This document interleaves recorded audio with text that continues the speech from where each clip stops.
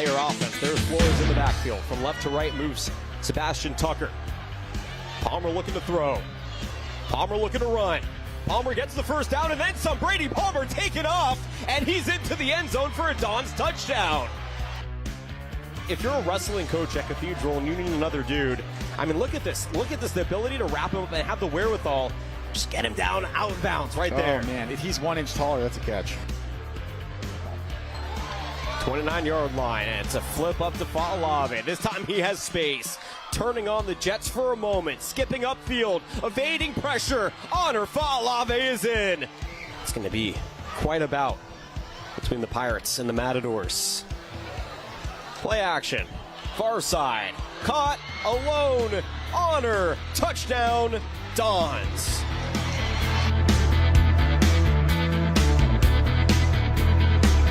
So up here in Oceanside tonight, the Pirates play host at number 8 Mount Miguel. Welcome in the CIF San Diego section. Game of the week brought to you by TVX Sports Video. TVX has been covering sports in San Diego and around the Southwest for nearly 20 years. They're committed to bringing you the best in live, local, and emerging sports. Visit tvxvideo.com or check them out on YouTube, Instagram, X, and TVX Sports Video. All of it at TVX Sports Video. Jack Cronin, Tommy Morris, you heard from Jonathan Rifkin here in the pregame coverage tonight as the number 8 team in the section, the 4-1 Mount Miguel Matadors, have come here to Oceanside, winners of the D4 title 2 years ago. Both of these teams were in the D1 playoffs a season ago, and both are their third-year head coaches as they come tonight for this 2025 matchup. Yeah, I'd expect them both to be in Division I again. I know that 1-4 record for Oceanside is there, but it's very misleading. They played a very difficult schedule leading into this game. They've challenged themselves a lot. They want to be back in that discussion for Division I and potentially in a couple years, maybe even the Open. So another good test here, another good team, a team with a lot of good athletes. I think there's over 10 Division I athletes on both sides of the ball if you combine them on the field tonight. So you're going to be reading a lot of commitments as we go through this game. No kidding. Well, you mentioned the schedule for Oceanside. It's the second toughest rated schedule in all of the San Diego section. We're talking about dozens and dozens and dozens of programs. This is the second toughest schedule that they've played. Their losses are to Granite Hills, Mission Hills, and Carlsbad, and they beat Helix. So, these are huge games that they're playing in, and it only gets tougher from here. They are going to get a bunch of transfers who are eligible this week, including some from El Camino, but this team has played a huge schedule for this season. And like I said, they want to be eventually in that open division conversation. That's why those first 3 games were against teams that theoretically might be in the open division this year. The one win was Helix. We saw them last week. Mount Miguel's going to play Helix later in the season, so they will eventually have a common opponent. But I know Mount Miguel comes in this game with the quote-unquote ranking, but these are 2 teams that are extremely evenly matched, and I expect this to be a close one. Well, for Villain Batofe, what he has done with this program in the last 2 years, this now is his 3rd season, they win 2 years ago their first section championship since 1960, the first year of the San Diego section. It was a D4 title as they build their way up in the rankings, and then last year they're the number 5 seed in the D1 playoffs. They're now the number 8 team in the section this year. Yeah, and it's something that they sort of planned on, and going from 4th, and they make double jump up to 2, which is difficult. Not a lot of teams have had to deal with that, and they did fine in that division, and last year made some noise in D1. Again, expect them to be back there again. They're rated in the top 10 as of right now in San Diego. They've got probably, from my perspective, the most athletic team. If you look at the skill position guys, you've got dudes going to Texas A&M, Boise State, all over the field. They've got dudes committed to big Power 5 schools, and some that are just juniors right now that have a ton of offers as well. So again, I'm very excited to see this, but on Oceanside side of the ball, they have the dudes to match up with it. It's not like they've got their own Division I commits over there as well, and we'll be hearing from them tonight too. Absolutely. And same thing for Oceanside. You're looking at Paula Pomela, who is a legacy player for this program, 2 CIF championships as a player with this team, coming back to take over his alma mater. They go from 0-10 to then winning 7 games in each of the last 2 seasons. So both of these programs are building up from where they were. They've been at different points for the history of their programs. We talk about all the championships that John Carroll won here at Oceanside, the legacy players and coaches and program that this is for the Pirates. But in the recent history, the last 3-4 years, they're kind of building toward some of the similar places. Yeah, they've done a good job. And you mentioned bringing in a head coach who is part of the family, quote-unquote, of Oceanside, and you're going to see tonight a bunch of Pop Warner kids running around because I believe it's Pop Warner night, and that's sort of the theme is they want to keep everybody coming up through this program being a fan of the Pirates from when they're in 6U, 8U, 10U. So they want to create this atmosphere that they've created right now, and I will say this as well. One of the nicest stadiums in San Diego. I love it when we get to come here, so they just got to maintain it, keep the talent here, and they've done a pretty good job of it. And you'll see tonight a sophomore starting quarterback, and that just sort of gives you an idea of the young talent they have at Oceanside. Anthony Bacanero is going to start at QB, 6'3", 185-pounder. Sammy mentioned just a sophomore. He's completed 65% of his passes already for 1,000 yards on the year, 8 touchdowns on the season. Fran Bacanero. So he will lead this offense. In the pregame, Tommy, you got a chance to speak with Kaimani Nua, who is a senior who's headed to Army, who's going to be doing some kicking duties, but obviously known for the offensive side of the football. Yeah, great receiver, and that's something that Oceanside, again, going back to sort of the new school Oceanside, they're going to spread it out. They're going to throw the ball. Nua is a huge part of that, obviously. And I did talk to him though. He hasn't gotten the haircut yet, so we got to get that working. I think he's holding on for as long as he can, but he'll get that Army haircut. Any kid who wants to go to a service academy, is a tough kid because they know what they're signing up for. I talked to him about that as well. He knows it's going to be a rigorous schedule, and that, as I always say, the hardest part of an Army football player's day is not football practice. It's everything else. So that gives you an idea of the type of toughness this Oceanside team has. On the defensive side of the ball, you got a chance to speak with Isaiah Tokyo, who is going to Washington, their leading tackler with 20 stops on the year. Easy Tokyo is a huge presence on the defensive side. Yeah, and I told him too when I did that interview, I'm like, dude, you make me look bad because you're huge and I'm not big enough to start. Now I look like a little kid, but he looks the part and he acts the part, and there's a reason why Washington wanted him really bad. He signed that commitment pretty early on in the process, and yeah, I mean, every school in the country would be dumb to not offer him, and you'll see it tonight. For Mount Miguel, Verlaine Batope is known for high-powered offenses. They put up a ton of points. They throw the football a bunch. They are an offensive powerhouse, and they have the skill position players to back that up. Paris Burns going to San Jose State, Brandon Arrington to Texas A&M, A.J. Logan to Boise State, and Malachi Jackson to Weber State. Both sides of the ball, you've got guys, and a great line, by the way, too. And that was one of the things they were trying to build in the program was they were throwing the ball. Now you're building an offensive line around it as well with guys who are going to NAU, Boise State, Cal, and otherwise. Yeah, we were actually at that game 2 years ago when they were playing El Cap, and that was my only thing is they're good, but they're just a little small and a little young. Yep. Another guy on that list who's just a junior is Delonte Williams, who's got offers from almost everyone in the country. I mean, once you get an offer from Georgia, that might as well be all of them, right? So a lot of really good skill guys, and the only question going into it, would Jeremiah Loper be able to handle the keys of the car because he's got a Ferrari. He's driven it pretty well so far, so expect a high power, a lot of horsepower, I guess, for this Mount Miguel offense. Yeah, I mean, you can't discount the juniors, Jaden Hunter and Delonte Williams, who have offers at the D1 level as well. And you mentioned Jeremiah Loper, who has completed 59% of his passes for 1,100 yards, 10 touchdowns, only 2 picks on the year. When you've got the guys to run after contact, run after catch, you got the athletes to spread the ball around, can't make the mistakes that he does. He's only got 2 picks. And you'll see a lot of RPOs tonight, too. That's a way that they like to spread the ball out, and it's a good way to stretch the defense horizontal as well as vertical because they're going to take some deep shots, too. And we'll talk about him, obviously, tonight, but Brandon Arrington, probably the fastest person in San Diego, not just high schooler, and they like to take deep shots to him. He's primarily a defensive guy, but if you see 2 in the game, your ear should poke up a little bit because he's probably getting the ball.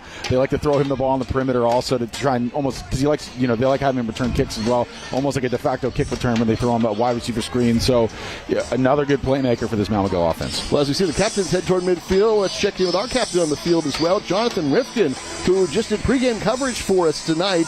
And Jonathan, this is a great, beautiful night in the San Diego section. We're here in Oceanside, a legacy location. It's an awesome atmosphere with a ton of people who are here to cheer on the Pirates. Captain, my captain, Jack Cronin. Tonight is an event in Oceanside. If you know Oceanside culture, you know every Friday night in the football season is indeed an event.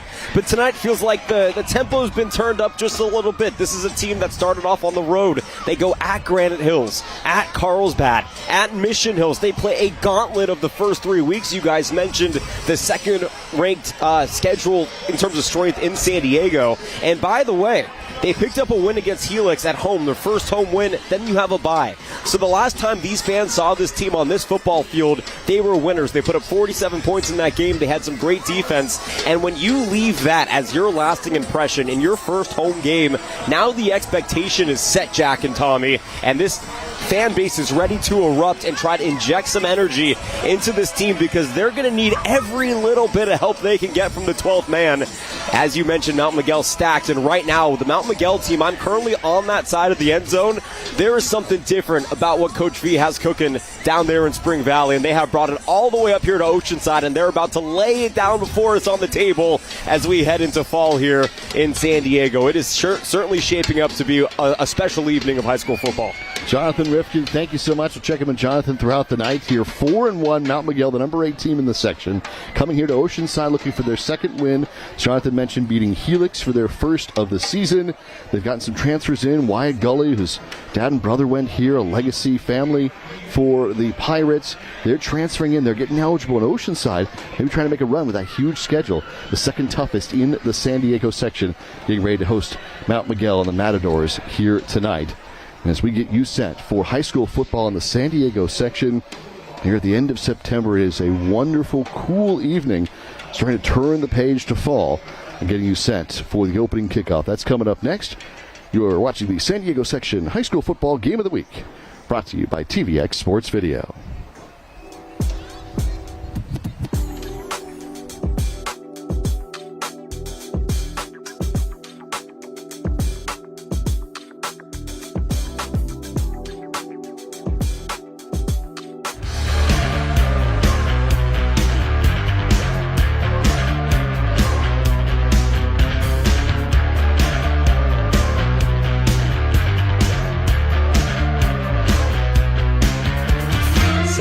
September 27th, Rugby Sevens is back. From Dignity Health Sports Park in Carson, California, it's Stop 1 of the West Coast Sevens. Watch all the action live on YouTube at TVX Sports Video.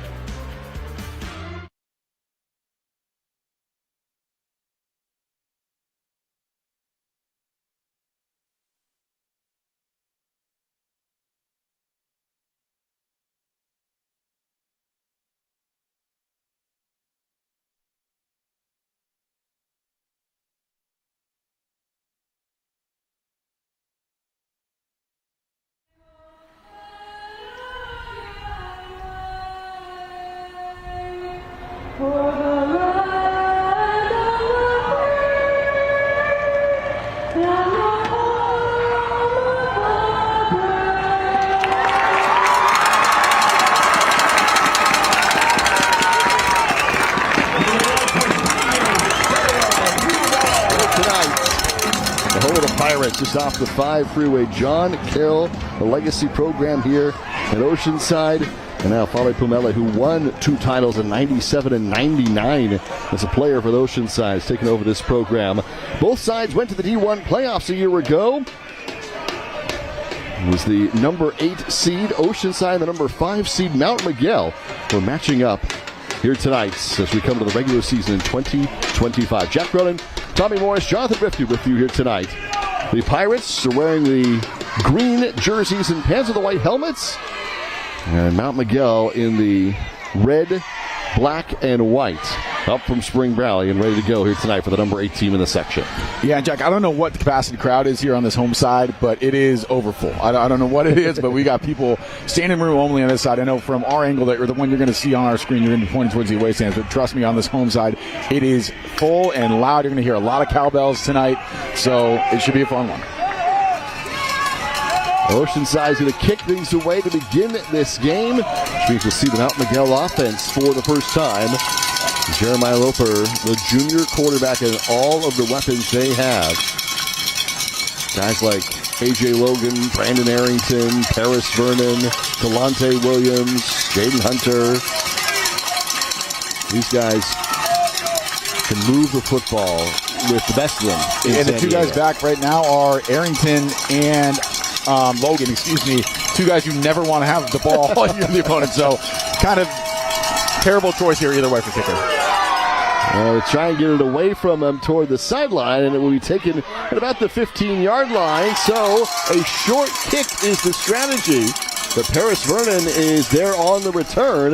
The 5'10 senior going to San Jose State next year. Yeah, you don't want to kick it to those two deep guys, but unfortunately your next choice would be another Division I commit in arguably one of their best offensive weapons as well in Paris Vernon. You see him on the top of your screen wearing number 0. He's a great wide receiver and a great option for the Matadors.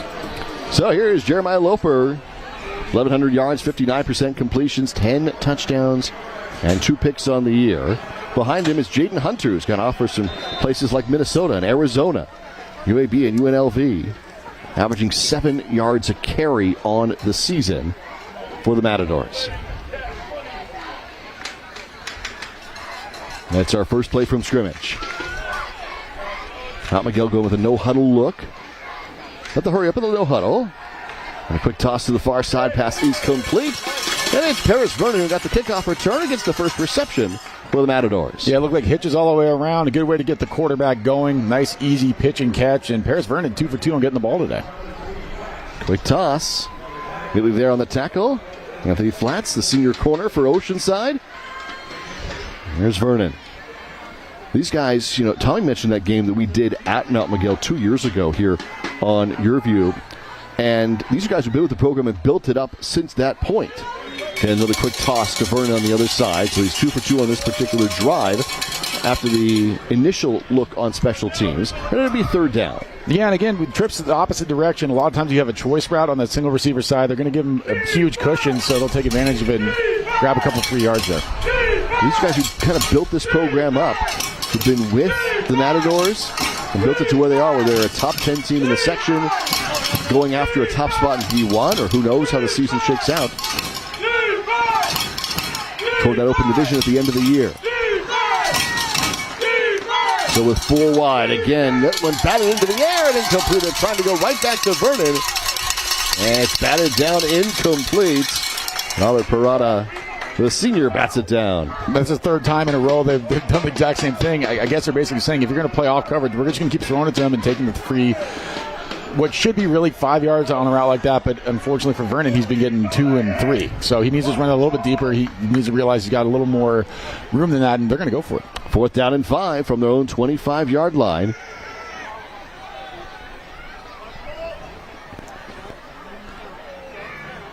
Looking over to the sideline. This might be a draw offside situation. Yeah.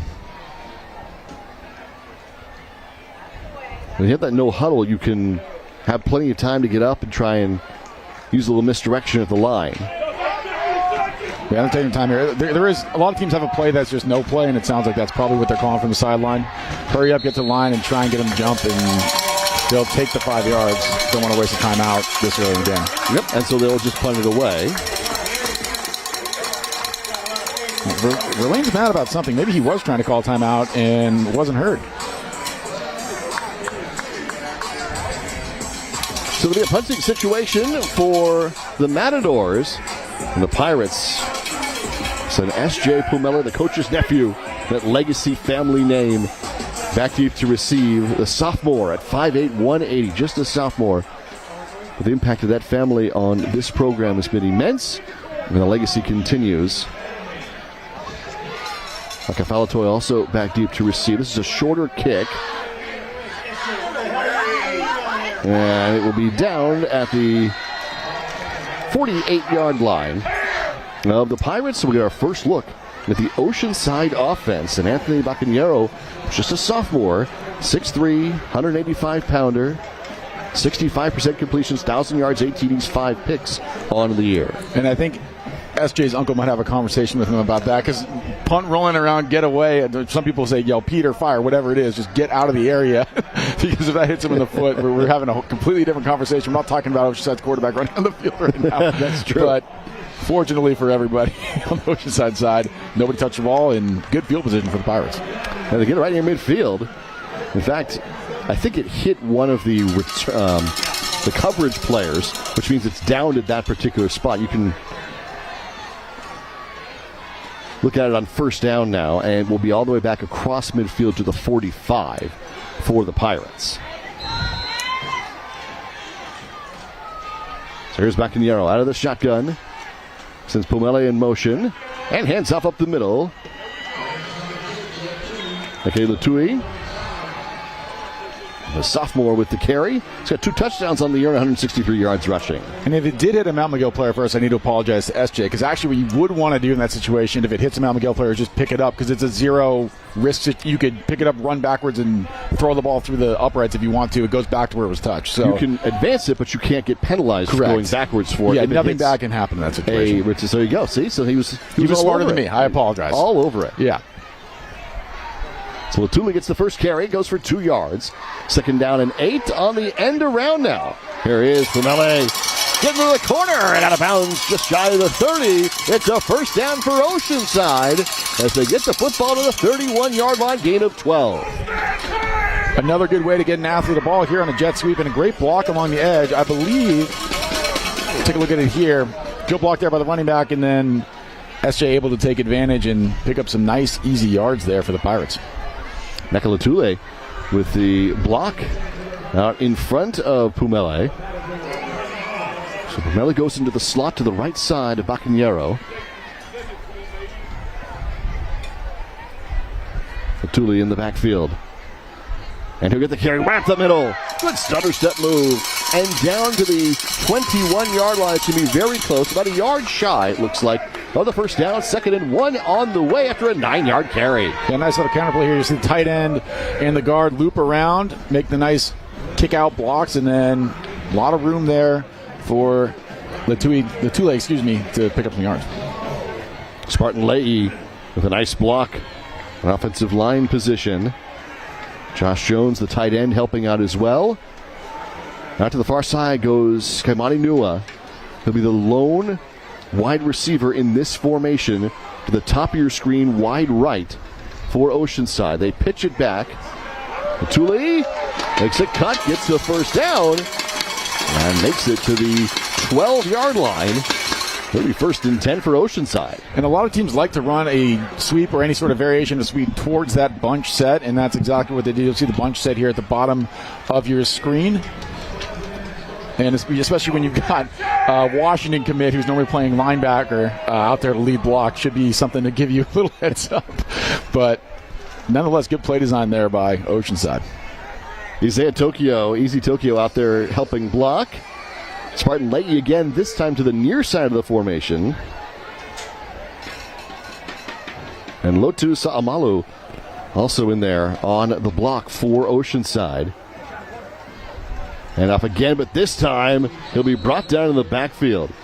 So well done by the Matadors. Driston Williams is headed to Northern Arizona next year. The senior at 6'3", 285 gets the tackle for loss, and it'll be 2nd down and 13. Yeah, I was able to talk to him on Tuesday. You'll see him on both sides of the ball, Driston Williams. And now I'm going to go kind of saying right now, we're going to stack the box and make you throw it, because they've been having trouble stopping this run.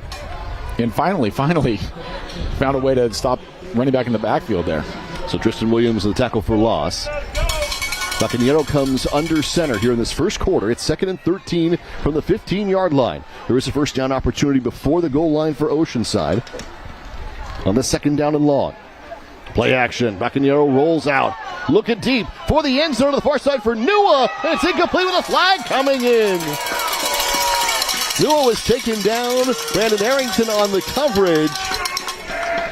And Nua draws the penalty in the end zone. Yeah, that's Texas A&M versus Army right there. Point Army, I guess, with the... Did they throw the flag? I don't see the flag. But if they did throw the flag, that's Point Army there. Nice little boot rollout. It's one-on-one. It's mano-a-mano. The ball is out the back of the end zone, so not catchable, but definitely a lot of contact there. Yeah, they did throw the flag. Excuse me. Arrington, but, in high school, that's kind of smart, right? You'd rather give up the yards than the free touchdown. He doesn't know the ball's overthrown at that point in time, so makes the smart play there and just sort of wraps up the receiver. So the ball will be moved to the 8-yard line, and it's going to be 2nd down and 6. Again, a first down opportunity before the goal line. Handoff. And down to the 4 goes Latuli.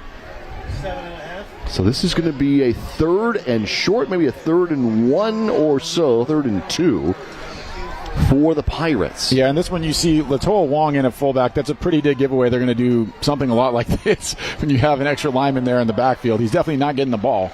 So, kind of one of those situations where Oceanside's like, we're going to run power. We don't care. We're still going to run it. He may have two plays here to try and get the first down or find the end zone. On 3rd down and 2. They go at the end around. It's Pumele who finds the end zone.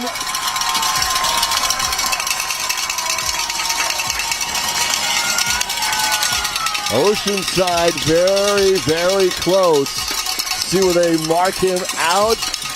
Boy, it's real close.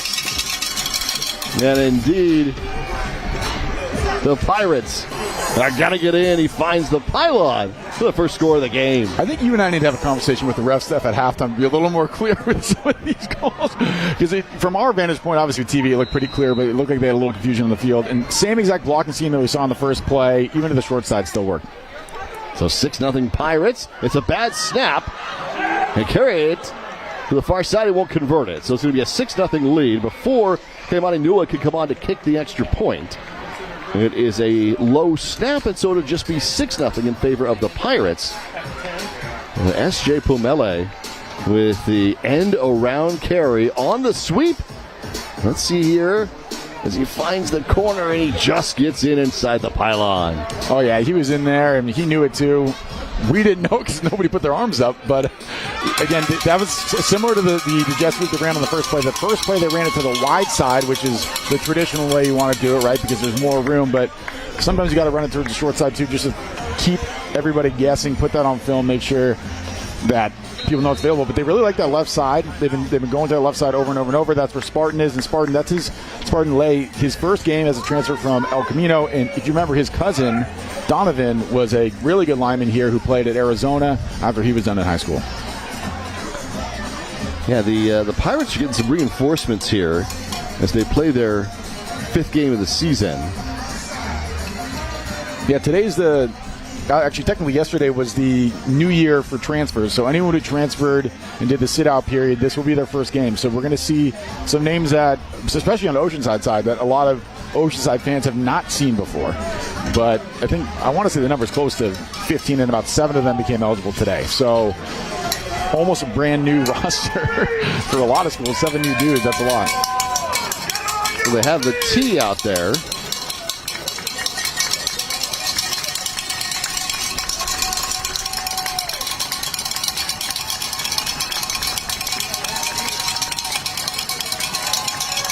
There was 7:50 on the clock and a 6-0 lead. Oceanside will kick it away. It's going to be short. Again, taken by Paris Vernon.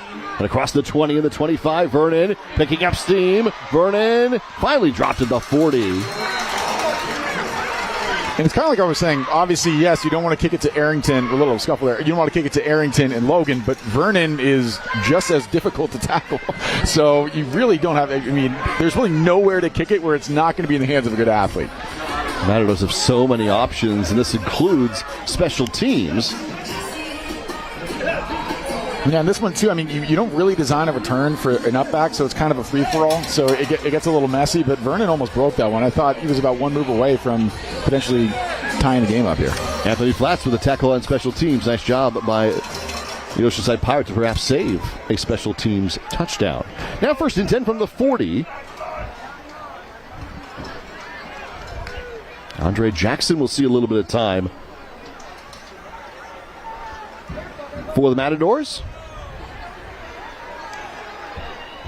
He steps up, looking to throw. Coming deep downfield for Vernon, incomplete. Coverage from Flats on the play. So we saw Loper on the opening drive, and here Andre Jackson, the sophomore at 5'10", 185, with a lefty and a righty for the Matadors. And Jackson, one of those kids who, it is his new year. First game for him as a Matador. And I thought he had this from our vantage point, just miss it a little bit to the right. But that's a safe throw. If you're going to miss it, that's a good spot to miss it because nothing bad can happen. But, yeah, Coach V wanted to take a shot there, and I think good idea. Try and get the momentum back on yourself. So Jackson running the offense here. Yes, Jaden Hunter with him in the backfield, and Brandon Arrington as well, who's head to Texas A&M. Arrington goes in motion. They swing it to Arrington in the flat, but it goes incomplete. This is going to be a forward pass incomplete. And a penalty flag for pushing after the play down the field. Looked like Paris Vernon was getting into it a little bit down the field. And let's see who the penalty flag is on. Jack, there's blocking through the whistle, and then there's blocking well after the whistle, and I believe that's probably what the penalty was, because Arrington had already turned around, picked up the ball, and said something to the coaches by the time Vernon had finished his block. So I believe that's what's going to be. That's going to be a personal foul against the Matadors. Yeah, and I mentioned Arrington, they like to throw the ball in the flats. I promise you he's not going to take the ball as a running back. That's just not going to happen given his build. And that is, again, one of those things, pick up in film, kind of a giveaway. He's going to run out somewhere. He's going to run a route somewhere. And you see him flying out there to the outside. That's probably where it's going. And, again, I expect Mount Miguel to go back to that later pump, fake, and go type situation. But they're taking him – they're moving out wide now. You saw Vernon there with the penalty at the top right of your screen on that replay. So now it's 3rd down and 25 for the Matadors. The penalty happening after the play was over. 7:30 to go in the opening quarter. 6-0 Oceanside. A touchdown and a missed extra point. Penalty flags here on the snap. And it's going to be a false start on the Matadors. Well, not a lot of coaches have their 3rd and 30 play handy, so there's two ways to handle this. Either just hand it off and basically say, well, we'll get him next drive, or maybe try to get half of it now, and then if you're feeling squirrely, get half of it later. But, I mean, even 4th and 15 is not very desirable. As far as these first 3 drives have gone, this is basically everything Oceanside could have possibly dreamed of, with the exception of the extra point. 6-0 is the lead for the Pirates. Looking for their 2nd win of the season. Mount Miguel looking for their 5th. And another penalty flag comes in.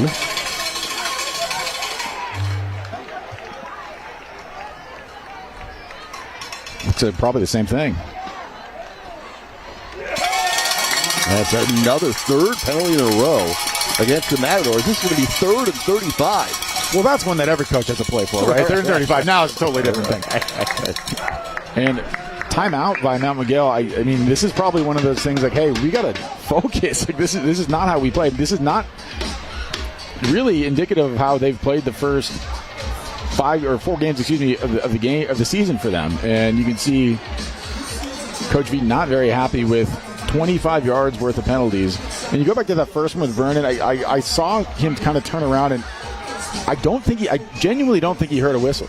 And I think that was what he was complaining, that there was no noise to indicate to him, because he's not facing where the ball's being thrown, to indicate to him to stop. And if that's the case, I mean, that's just a bummer, because after that 15-yard penalty, it just became a disaster here for Mount Miguel. But, again, on the Oceanside side, probably underdogs going into this game, or they are underdogs going into this game, and they have looked every bit like the favorite in these first 3 drives. Let's check in on the sideline now with our own Jonathan Rifkin. Yeah, guys, chippiness was something that this coaching staff at Oceanside knew to anticipate coming into this matchup, Coach. The coaching staff knows that when Mount Miguel comes to the football field, they're bringing in a little bit of extra effort, and they know the culture of this Oceanside team. It's always extra tough to play here, and so both teams are trying to battle through that right now. Coach Patofe telling his team, calm down, got to play our game. Back up to you. 3rd and 35, Jonathan, here for Mount Miguel from their own 15-yard line.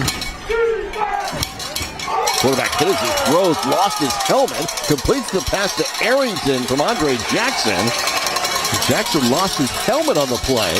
Arrington got 5 yards back to the 20. And it's going to be 4th down and 30 for Mount Miguel. And that could have almost been a disaster. I mean, that hit is clean. That is fine. But you'll see after the play, I believe that was Micah Felatoy who stood over.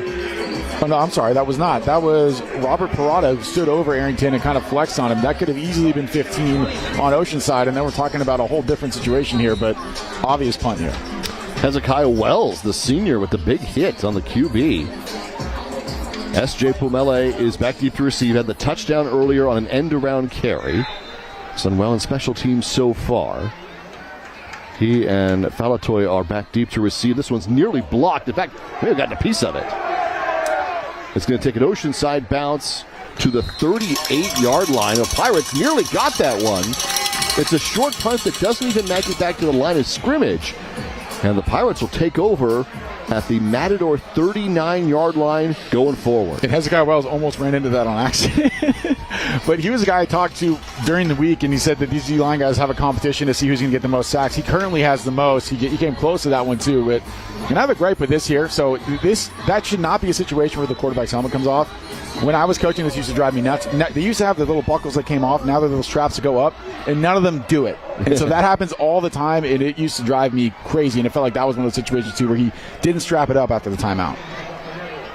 There's Anthony Baccaniero and the Oceanside offense already with a touchdown on their first drive. This is their second of the contest. First quarter, 7:17 to play. 6-0 Oceanside lead, a TD and a missed extra point for the Pirates, who lead early on in this first quarter. And a penalty flag comes in. What am I? This is, it's offside against the Matadors. Another Mount Miguel penalty. And that one was weird because he must have just been lined up that way because it looked fine to me as far as someone jumping early. But, it's one of those things. You just got to be paying attention, and it's lining up on side. You just look where the ball is and situate yourself that way. But another frustrating penalty for Mount Miguel. 34-yard line now. It's 1st down and 5 for the Pirates, who are looking for their second touchdown. Batuli in the backfield for Baccaniero to work out of the shotgun. It's Kaimani Nua, who's the receiver furthest out. Pumele is in the slot.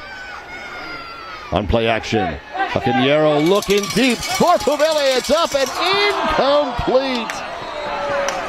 What a great play design for Oceanside. It was right there for the second TD of the day. S.J. Pumele just out of his reach. That's one of those ones where it's just too easy, and then everyone sort of tenses up a little bit, and I am sure that Anthony would like this throwback because this is a layup in basketball terms. And Pumele, just right out of reach, and he could have thrown that left-handed throw, but that's okay. It happens in high school. That was 1st and 5. It's 2nd down and 5 now. Great play design. A little misdirection there. Handoff. Tuli up the middle. Hey, he's pushing the pile forward for a 1st down to the 28-yard line. And that is Oceanside football right there. Running tough. You'll see when we see the replay, you'll see Josh Jones pulling around the right side from his H-back position, and there's Spartan again. We've seen that counter play already. And Matador's having a tough time with both those guys flying downhill on the pull. Spartan Leahy was just as far down the field as the running back on that block. Neka Latuli with the 1st down carry to the 28-yard line. 1st and 10 for the Pirates. 6:38 to play. First quarter, they lead at 6-0. Easy's in the game there at another. They've got like 2 H-backs, so that would be something I would focus on if I'm Mount Miguel right now. Easy Tokyo gets the block. Tuli again inside the 20-yard line. This should be enough for a 1st down. What a block from Tokyo there, the Washington commit. Yeah, and Wyatt Goalie with a heck of a block, too. You'll see him in the background. But, yeah, look at Tokyo right now flying down the line of scrimmage and just kicking out the end. Huge hole there. And then you'll see Wyatt Goalie finish his block right now at the top of your screen. Man, must be nice to have those guys eligible for this game. Goalie family, his dad, his brother, Oceanside products, transferring back over from El Camino. Kaimani Nua goes in motion. Tuli's in the backfield. He gets the carry up the middle.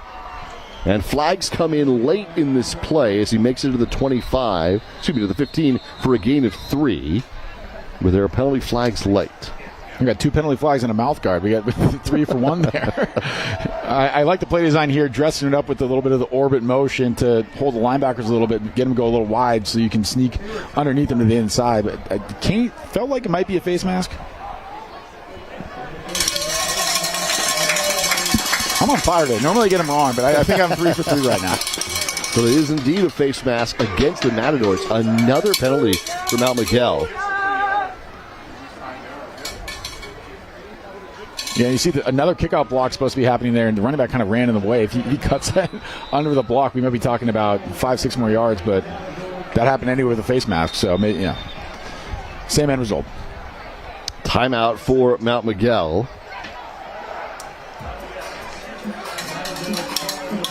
So a 6-0 lead for Oceanside, 5:28 remaining in the first quarter, and the Pirates are going for their second touchdown for this opening quarter of play. Yeah, and if I'm them, I just keep it on the ground because it's been effective. They're not really, they run sort of the same types of plays, just with different dressing, if you will, over and over and over again, and it's working. So, I mean, especially when you've got the H-back and the guard pulling around, Spartan Lay has been dominant. And again, this is his first game for Oceanside, and the coaches must have known week one, like, man, whenever he's eligible, we're going to be a completely different team, and we've seen it tonight. He's been fantastic, and he's so mobile. I mean, as you mentioned, he's pulled to both sides of the run. He's everywhere. He's everywhere, and his cousin was the same way, and it's not a secret, or it's not no surprise why his cousin was able to play Division I football and start, I think, for all 4 years. He seems to be on that path, and you can teach how to pull, you can teach how to block, but you can't really teach 6'3", 275. That just kind of happens on its own. So, again, maybe a guy we see playing Division I at some point. He's only a junior, so there's still time for that, but has been very impressive so far in this first quarter. Spartan Leahy is 75. Lotu Salamau is also 77 there on that offensive line for Oceanside. Coming in. 1st and 2 after all the penalties. Here is Palomalu. And Pumele with the carry, maybe close to the first down for S.J. Pumele. He makes it to about the 8. They're going to move the chain. So it's going to be 1st and goal now for the Pirates on that Pumele run. And that's a nice little wrinkle because they're used to seeing that motion with the puller, but now you give one of them the ball. So what you're hoping is that the defense is looking at the running back, and all of a sudden the guy with the ball is 10 yards downfield. Mount McGill did a good job kind of sniffing it out, though. Another great block from Isaiah Tokyo, who's headed to Washington. And he's just doing that for fun, by the way. Right. He's normally a defensive guy. Just go out there and hit somebody, whatever. Man. Yeah. Just clearing the way. So this is 1st and goal officially for Oceanside. All the penalties, and they're moving the football. And this is a kind of a broken play and a bobbled snap. Well done to break that one up. Yeah, I believe that was probably initially supposed to be a handoff, but quarterback's been, you get taught if there's something wrong with the snap, you got to just do the job that the running back was supposed to do, otherwise the timing's all messed up. So that was what was trying to be saved there by Anthony, but he had a tough time getting a handle of the ball, so he couldn't make it to the hole. So it's a loss of 3. This is 2nd and goal from the 11 for Oceanside.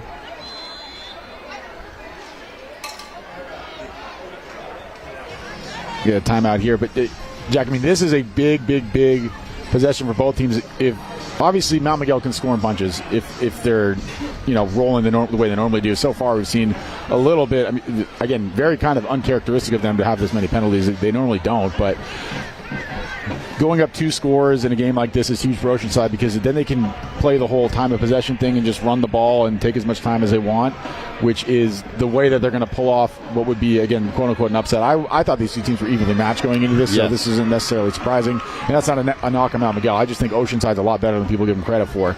So this will be huge if Mount Miguel can keep them out of the end zone. We already saw an issue with the kicking game, so if you're the coach, do you really want to even try the 3 points, even if it's this short? Obviously, Nua has a leg, but anytime that happens in a game, it's the recency bias where it gets you. You start to look over that kid. Can you sure you got a good snap in you right now because you really need it? But yeah, so huge possession here for both teams.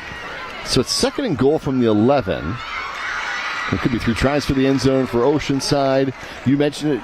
Mount Miguel has the ability to score immediately. With their skill guys, they don't have to take too much time, even if they fall behind by multiple scores. Right. It's not like the game is over.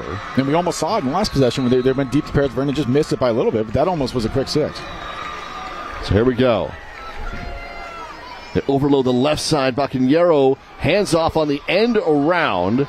And this is Nua who takes it to the 9. Gain of 2. They overload an unbalanced offensive line, and they piled everybody up to the left side and ran Nua to that side. And you'll see a late shifter from Mount Miguel. I think they figured it out kind of late. You see 56 running across, but finally get Nua the ball. He's one of their best athletes. We talked about him and interviewed him in the pregame show. They tried to throw it to him on that ball in the corner of the end zone last drive. Just got to get him the ball somehow, and that's a pretty easy way to do it. Now we got another penalty flag that comes in. It's a warning. It's a sideline warning, so no damage done. It's a warning against the Oceanside sideline. I will say this, it's really hard to do that on this side of the field. Normally that only happens if a referee almost bumps into you, but no one can leave from the 25 to the 25. The ball is nowhere near that. So that must mean someone was yelling something or the coach was halfway on the field trying to call the play.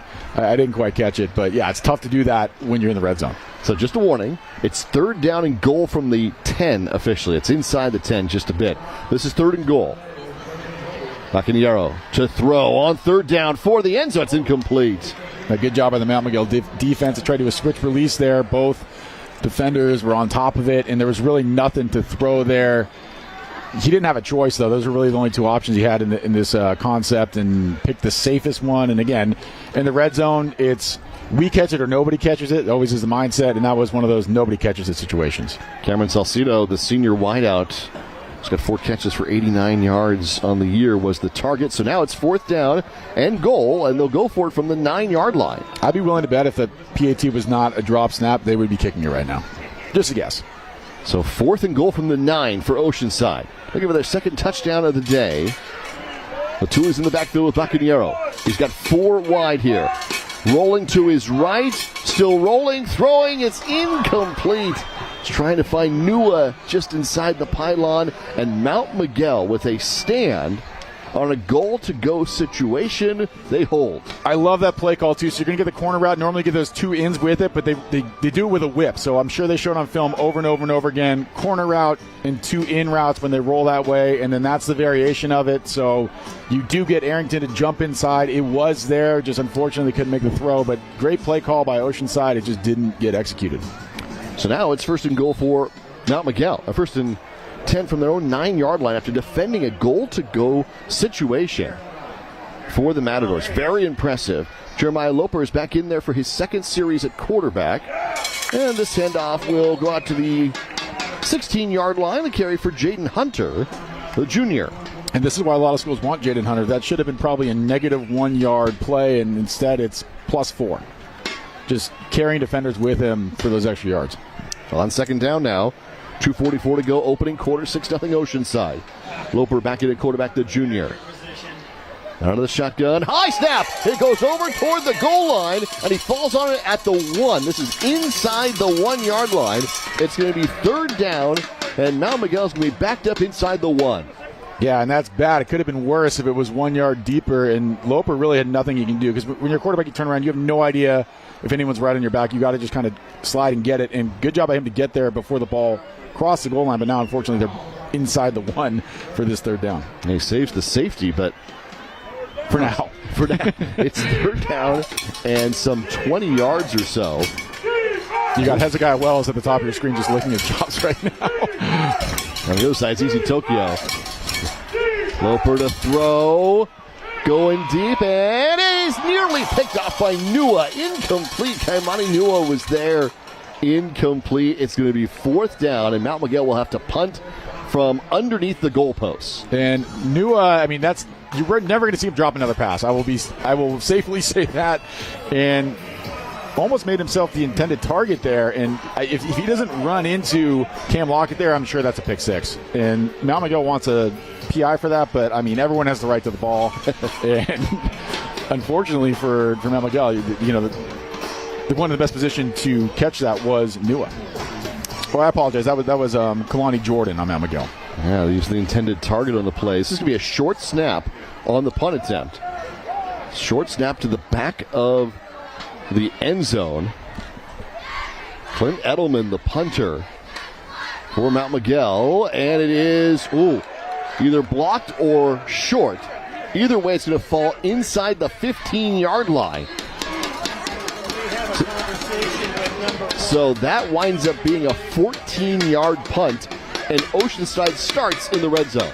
And I'm going to uncredit SJ, fielding this for whatever reason. But I mean, good job just getting this thing off. It is very, very stressful when you're the punt team and you got to be, snapping it 6 yards instead of 14. I don't know. In that situation, it definitely did not hit anyone Mount Miguel. So, again, you're ready to get the ball on, what is the 14. I'm good with that. You don't need to pick up a couple extra yards for no reason there. And, yeah, wow, that would stress me out if I was Oceanside. So, Pirates will get right back at it, almost the same spot where they had the ball before. Exodus to LA comes in at running back. And he gets the carry up the middle. He'll make it to the 13. It's a gain of 1. And Zane Rodier with a good tackle there, standing him up. I mean, that's just mano-y-mano right there in the hole. That's like the old school. You actually aren't allowed to say it anymore, but the old school Oklahoma drill where you just kind of line them up and let them go after each other at 5 yards, and great tackle. Wonderful one-on-one stop. Zane Rodier. So, 2nd down and 9 for Oceanside. To LA remains the running back for Bacanero. Noel Hernandez goes in motion to the slot. 12 catches, 140 yards on the year so far. 4 wide, including S.J. Pomele, who is in the slot, and Kaimani Nua up top to the right side. Hand off to L.A. Inside the 5. It'll be a 1st down and goal for Oceanside. And they tried to get a free 5 there. I haven't even seen that before on the fake jet sweep motion type thing. Almost got him with the jump. They did have a little inside zone to the left called. And good blocking, and he bounces it to the outside to get them. You know, I envision they're going to go for it on 4th down again, so they got 2 chances at it from here. There we go. Goal to go situation. 26 seconds left in the quarter. Bacanero coming under center. And off to LA, and he'll make it down to the 1. 2nd and goal on the way for Oceanside from the 1-yard line. And my apologies, I thought it was already goal to go. So, yeah, they get 3 more chances at it. We'll probably see it on the other side of the field, though, because they're about to hit the quarter, and I would imagine they're going to wait. So, 6-0 Pirates after our first 12 minutes. Oceanside knocking on the door again as we come to the end of the first quarter. Switching sides here to the Pirates out in front. The CIF San Diego section game of the week brought to you by TVX Sports Video. Good job.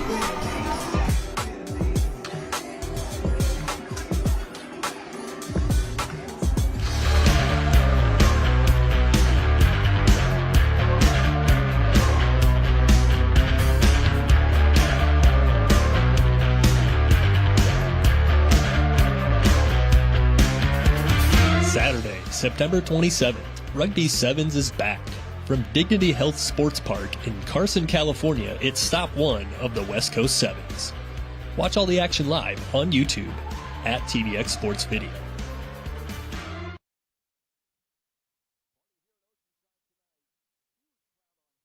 As the Pirates lead at 6-0 over Mount Miguel, the number 8 team in the section, and they're knocking on the door. They've got 2nd and goal from inside the 1. Let's check in with Jonathan Rifkin on the sideline. Yeah, guys, 12 minutes in the books here, and I think it's going just a little bit different than what we anticipated. We knew this was going to be a very physical matchup between Mount Miguel and Oceanside.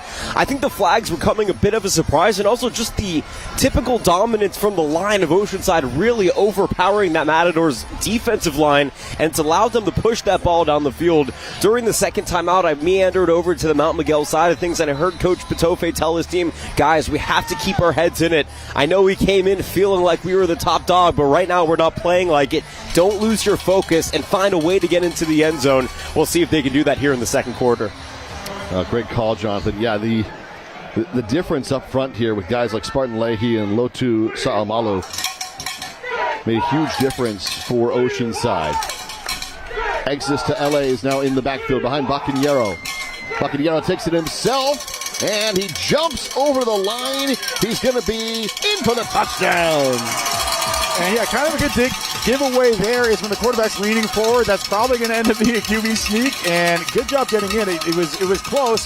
He had to go up top to go get it, but Oceanside cashes in on this 3rd drive, and we've seen, like you mentioned, dominance on the line.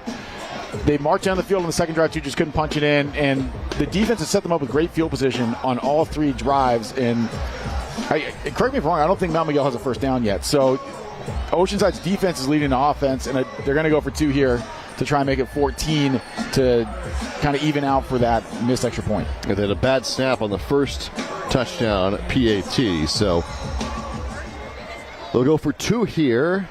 Bacanero has Latuli in the backfield now with him, who comes back into the contest. 11:54 to go into the first half. Now it's 12-0 Oceanside. Here's the try. Going for 2. Bacanero under pressure. Gets rid of the football. And it's incomplete. finally broke free of the possible sack and found S.J. Pumeli in the end zone, but the throw just a little bit off, and it won't be good. Yeah, I mean, I know obviously not the result, but pretty impressive play here. I don't even know I got it off, and there was a guy there, and Pumeli had a chance, just couldn't reel it in. I think he was almost as surprised that we were that he got out of that sack, and then all of a sudden the ball's on top of him. So it'll be 12-0. Like we mentioned last quarter, 12 is not a lot of points for Mount Miguel to catch up on. They're fine. I would be interested in seeing, actually we do see it now, Brandon Arrington has moved up a little bit. I don't know if he's just doing that for now, but I think they want to try and sneak him up there so that he can get instead of Vernon, because they're discussing now who goes where. It was Tristan Williams who nearly had the sack on the 2-point try. The quarterback hurry, it winds up being an incomplete pass.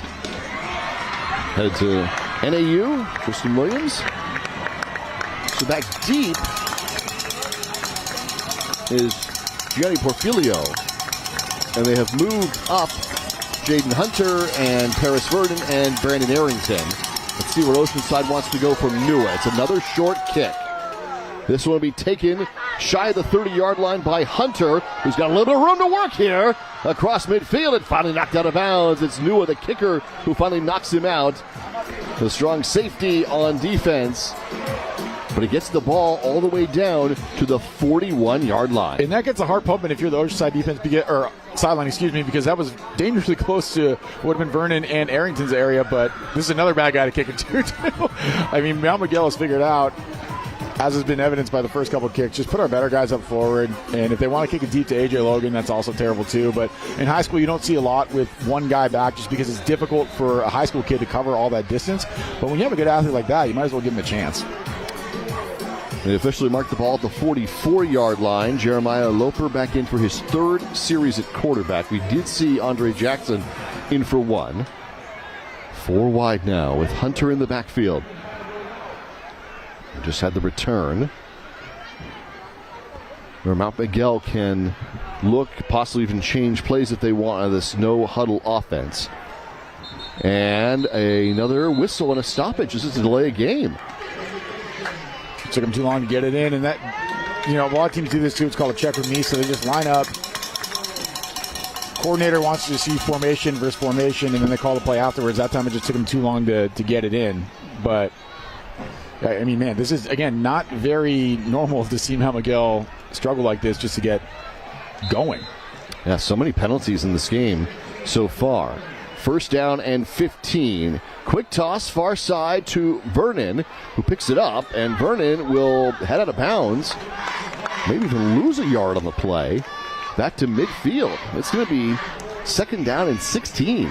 I mean, it's got to be pretty scary for Vernon. You see Easy Tokyo flying just directly at you. Straight shot here, but Vernon gets himself out of the way before Tokyo could lay the wood. That would have been, I'm telling you, when I interviewed him, he's way bigger than whatever he's advertised at. That would have been a shot. Easy Tokyo headed to Washington next year. Here he comes on pressure. It's fired away to the far side and completed to the 38-yard line. Well done by Tamarian Williams, the sophomore, to make the catch. He's got a couple of touchdowns on the year already.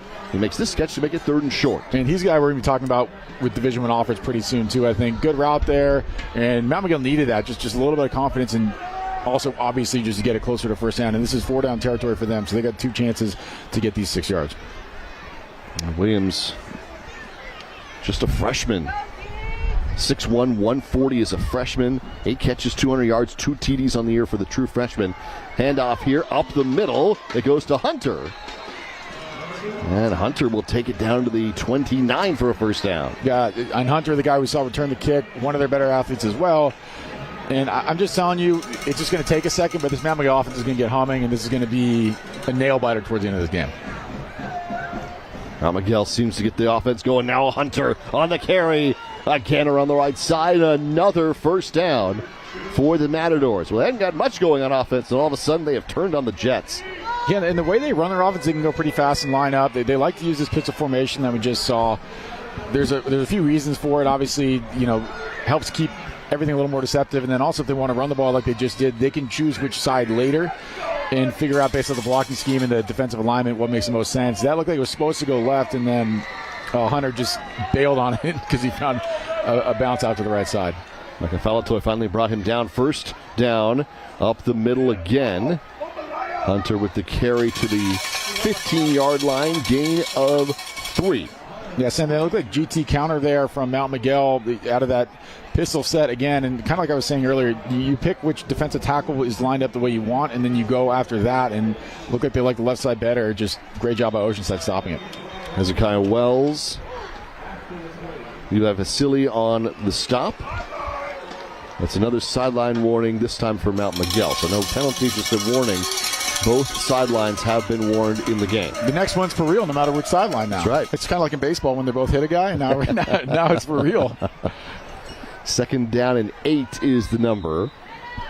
Mount Miguel, their best drive by far of the game so far. Porfilio goes to the right side of the line. Vernon, the senior, head to San Jose State in the slot. The freshman Tamarian Williams is wide left for Loper. Standing in, firing away, looking for the end zone, and it is there for the touchdown. Gianni Porfilio with his 2nd of the year. And that was a heck of a catch there. I was trying to see what they were trying to do on the wide side, and then before I could even figure out what was going on, A.J. Logan had the ball in the end zone. And the Oceanside coaches told me this week, I know all these guys have stars and whatever, but 5 is their best player. 5 is the guy we got to look out for, and this is why. This is just one-on-one and an unbelievable catch, and look at the feet, too. What a play. A.J. Logan at Boise State, the senior. Now, for the extra point, Clint Edelman. The hold, Gregory Jefferson. High snap. Edelman's going to have to take this one. He's going to try and throw it for the conversion, and it's taken away. That was almost every kicker's dream right there. The ball ends up in his hands. He did have a guy open there. That's the fire drill. You know, whenever something goes poorly on PAT or kickoff, everyone yells fire, fire, fire, and then somebody's got to run to the corner of the end zone. In an emergency situation, we have a flag, though. Flag came in after the play was over.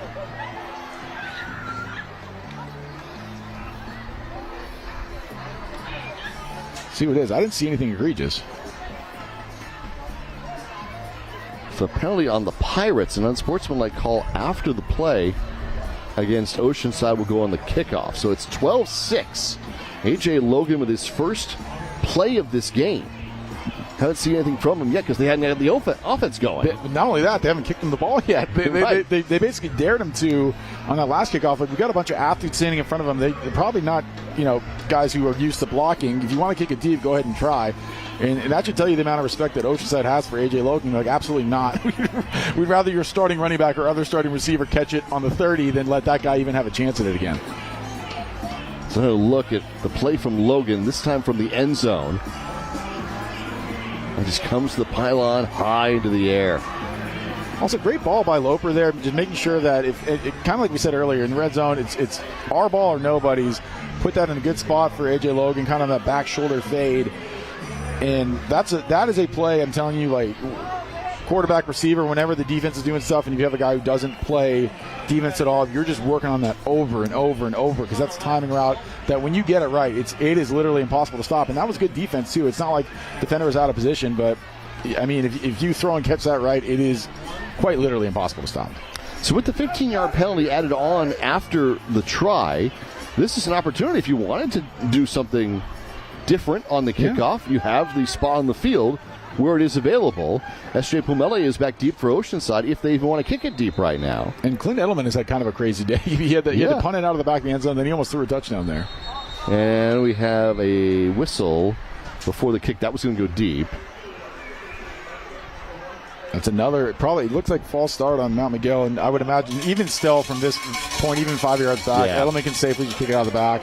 I would probably just tell him to do it again. But you're right, though. This could be one of those ones if you want to onside it from there, it's not the worst thing in the world. Give yourself a chance to get the ball back. Plus, it's not like you're giving free field position to Oceanside. Right, because at the moment, they're kicking from the 45. That was before the whistle. Yeah, that's when I just tell them kick it deep, because at 10 yards, it's not that big of a difference now. Let's see what we got.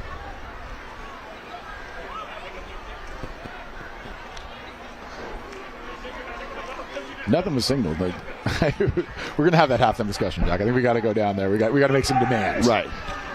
Lay the law down. All right, so now A.J. Logan's going to kick. And again, if you're the Oceanside coaching staff, that should signal something. That's not normal. This could be their onside kicker. Something weird is going on, and so this front, they've got 7 guys up front. Those guys got to be alert right now because something abnormal is about to happen. So Logan, who caught the touchdown, is going to come on to kick. His 5th touchdown of the year. And this will go over the head of Pomele into the end zone. Well, I don't know what the point of that was then. I don't know if they had to take a player off, like on a requirement or something, or... I mean, if it was anyone, it was Edelman. Right, and so he came off, and I don't know. I mean, the only thing I can think of, the thing that annoys coaches more than anything is if they don't have their knees covered with their knee pads or something like that. Some weird equipment issue. Like the helmet wasn't on right, or the knee pads, or the thigh pad, whatever it was. The knee pad one always drove, or it still does drive everyone crazy. Yes. It's such an easy fix. I think they're not as harsh on it now as they were. I'm not going to knee pad check every single kid as I walk in the field here because I'm not going to rat on them like that. But I see a couple uncovered knees. It's 12-6. Oceanside in front. 9:19 to play in the first half. Now both sides have found the end zone. A.J. Logan with a great catch on the last drive. And Oceanside goes right back to the ground. Now we've seen the differences in these two offenses. The quick strike potential of Mount Miguel, who can put up a ton of points, and the way Oceanside controls the lines. Yeah, very methodical for Oceanside in that. Option to flip it out there to the wide receiver screen if you want towards the bunch side. They like the numbers on the run, so they hand it off, and I think that was the correct choice. Neka Latuli with the carry. Gets 6 yards at 2nd down and 4.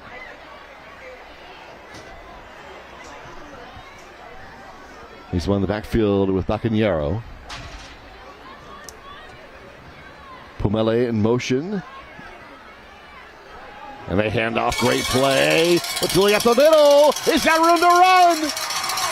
Plenty of real estate to work with, and he'll finally be brought down inside the 25. And he said, take that. We can't quick strike. He says they're running the ball. I love that play design, too, and I've said that a million times. Very creative here by Oceanside. You have Pomele on that weird sort of motion and loop around, and that drew all the attention away. And I'm telling you, if anybody except for Brandon Arrington is playing corner for Mount Miguel, that's a touchdown. But unfortunately for Oceanside, that's the fastest person in San Diego, tracking him down, getting a good angle. But heck of a play design, heck of an execution there for the Pirates. Officially down to the 22-yard line, 1st and 10 for the Pirates. Latuli gets a well-deserved breather.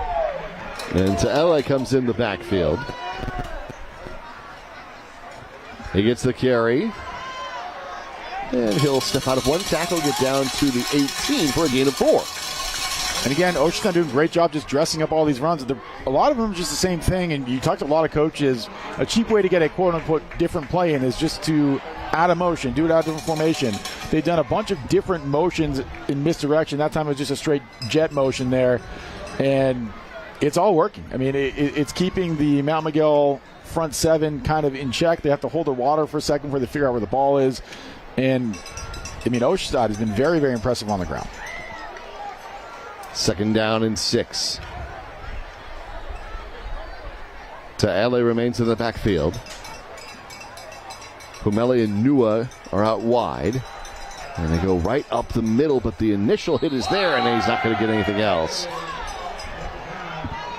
And the way to kind of counter what I was just saying is if you read the line, normally they'll tell you where the ball's going. So they have that jet motion, but you see a tight end flying across the formation. That's probably where it's going to end up. And a good job by the Mount Miguel front 7 figuring that out. And that was really the first time we've seen, or I guess second time, we had that one 2 drives ago. We see Mount Miguel make contact in the backfield.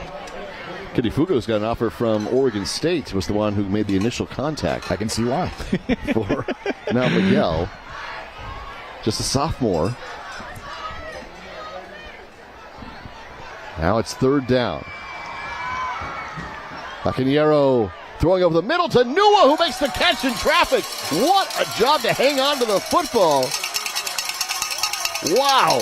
All the way down to the 6. And we got a penalty flag that comes in late. Yeah, that was probably some chirping afterwards, but we mentioned in the open, Army kids are tough, right? You got to be tough to catch this ball. You know you're going to get drilled. Unbelievable catch there by Nua, and man, I mean, it takes a special kind of kid to run that route and make that play. That is as tough a catch as you'll see. Well done by Nua to hold on to it. Then, afterward, Oceanside's going to be called for a penalty. So this is a penalty after the play. Somebody said something to somebody that you're not supposed to. Because it wasn't anything physical. It wasn't like there was a late hit or anything like that. It was verbiage. Again, if you're an Oceanside coach, that drives you nuts too, because that's such an avoidable thing. You just got to run back to the huddle, let your play do the talking. But there's been a lot of back and forth this game. So the 15-yard penalty moves the football to the 21-yard line. Nua goes out wide for that great catch. He is to the left of the formation. And Lutuli is in the backfield. On what is now first down and I think it should be first down. I don't know why, because in theory, if it's after the play, you have to do whatever the result of the play was, and then you assess the penalty. So it should be first and goal, I believe. Yeah, it's first and goal from the 21. I think he announced second, but they have it correct on the field. I mean, if you look right now, they're going to put the chains back up. So it's going to be first down and 10 from the 21. That is correct, actually. Yeah, that's the way it should have been. All right. So well done on the field. First down and 10 from the 21. Lutuli on the pitchback. And he will get maybe a yard. It'll be 2nd and 9. And at some point, they tried it in the first quarter. At some point, you've got that one-on-one matchup with Nua and Arrington at the top of your screen, as you see there. And it's basically just he's shadowing him. Nua did a funny thing. When you know it's a run, you know the guy's playing man coverage. You can just stand there and do nothing, and that's as effective as blocking, which is what Nua did there. But at some point, I would imagine Oceanside gives it a try, because it's not. Nua's also a Division I player, too. I know Arrington's a guy going to play in the SEC and going to play Texas A&M, but Nua's a good player. I mean, actually, now they're going to leave Arrington on that side and let him cover somebody else. So Pumelli in the slot, Nua wide. Cameron Salcido's on the other side.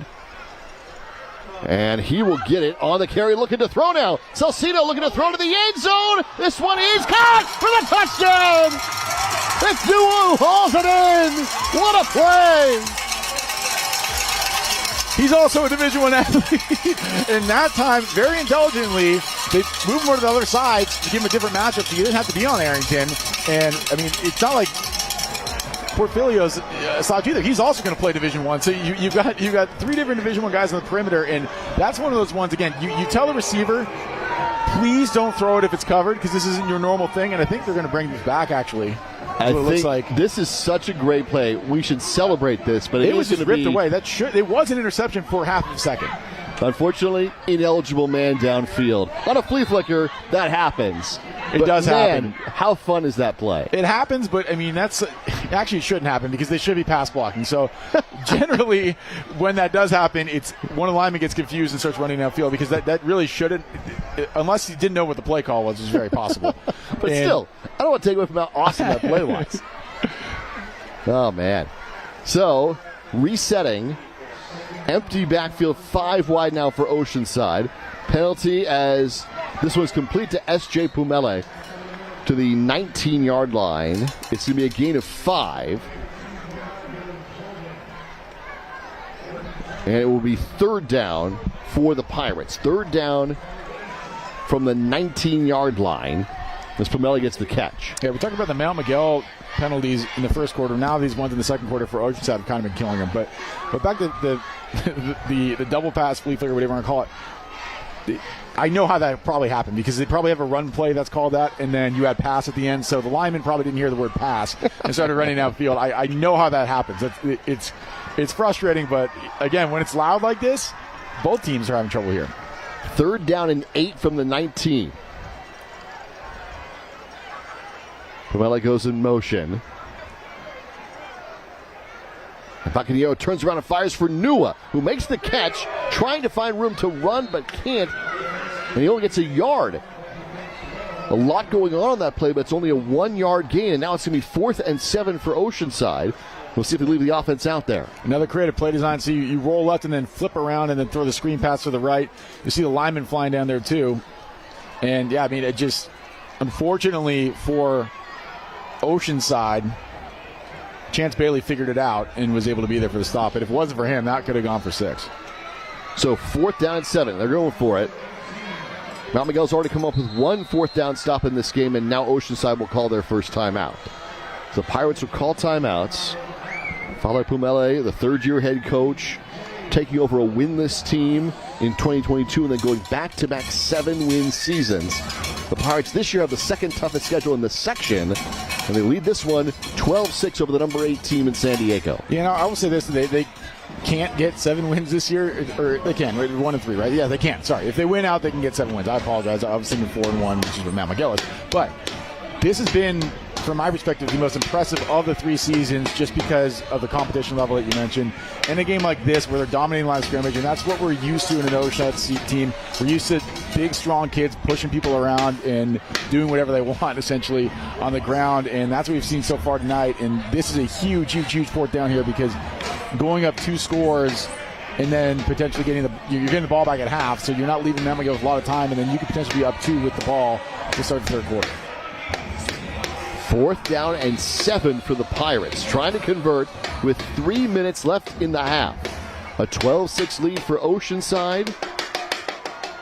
The two sides combining for 3 touchdowns, but no conversions afterward for either side.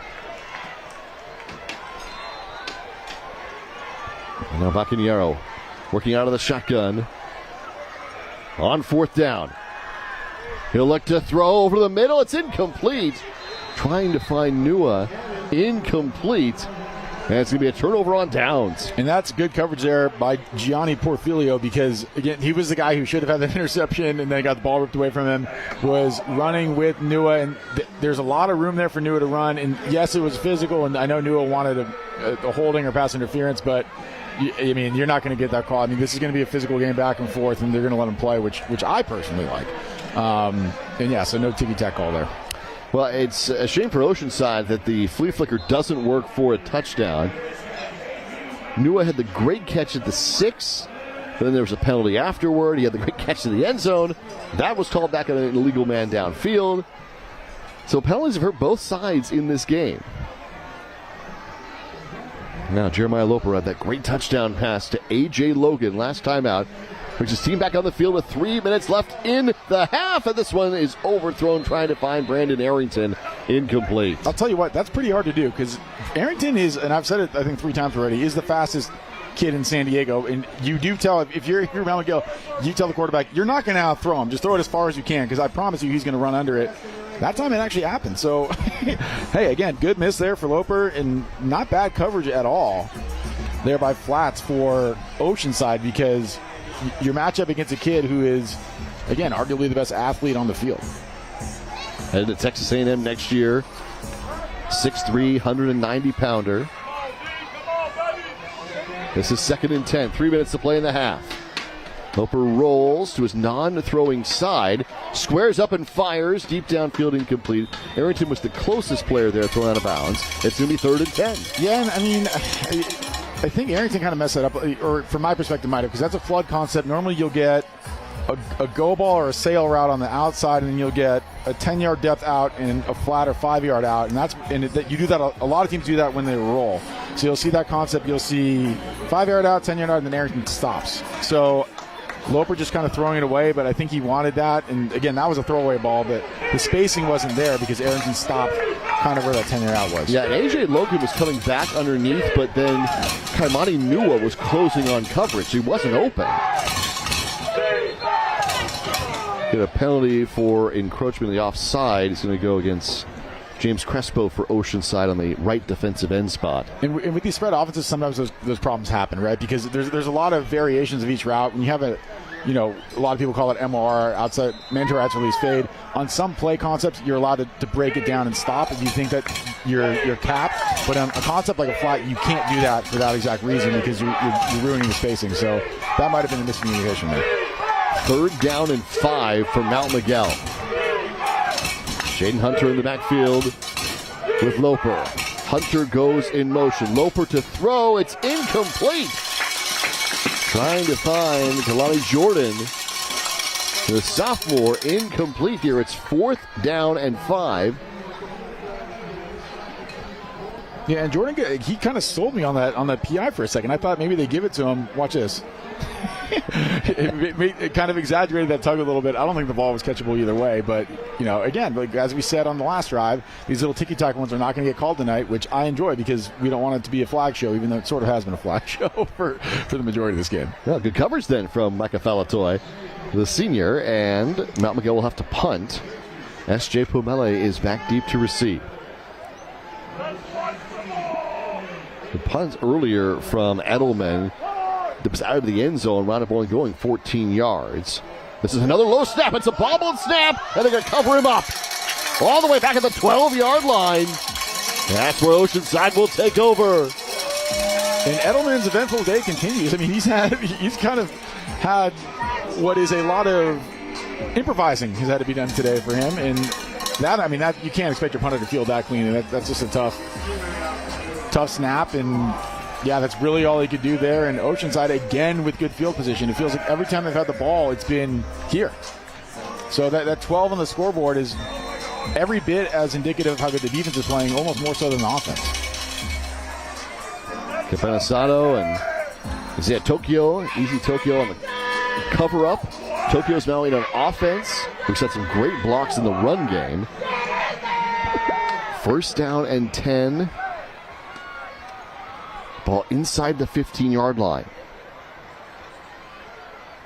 Handoff. Latule on the hesitation will take it to the 11. So Neka Latule. One of the fans not like the misdirection, but yeah, on that play, you're trying to show like it's going to be tossed right and then hand it off underneath to the left. And, you'll see Tokyo again pulling across. And like I said earlier, all the fancy stuff in the backfield is fine, but if you're a defender and you're reading the guards, reading the pulling, what we call an H-back, you'll still get to the right spot. And Mount Miguel doing a good job not getting distracted like they were in the first quarter with all the fancy stuff in the backfield. 12-6 Oceanside. 2 minutes to play in the first half. Hand off again, Latule up the middle, breaking free. Knocked down on first contact. He takes it all the way to the 2. That'll be 1st and goal for the Pirates. He is very hard to tackle. This is classic Oceanside football. I said it already in the first quarter. And it's really, really hard when one person can't tackle. You count for numbers in the box, right? And when you need 3 to tackle 1, the math doesn't tend to work out in your favor if you're the defense. Lincoln Mangeo, who's got about 18 college offers there, was pushing his guy so far out of the way that he was the one who was right there for Latule. And now it's 1st and goal for the Pirates.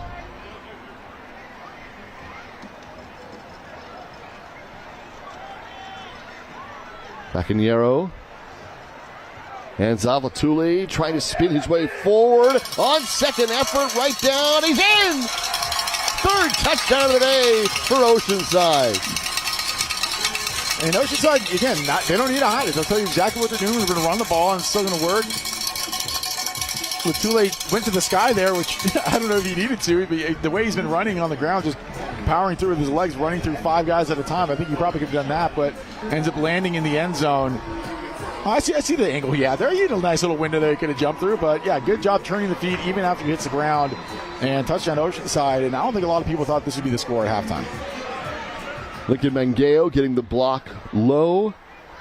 Lotu Salamalu in there as well. That great offensive line for Oceansiders. Nua for the extra point attempt. It is up and good. So our first PAT of the game comes late in the second quarter, and it's 19-6 in favor of the Pirates. Yeah, and of all the things in football that are normally not hard to do, so far the PAT's been the hardest for both teams, and we finally got it. We've seen some trick plays, some huge, passes running through a million people, but the extra point has been what's eluded everybody so far tonight, and we finally got one.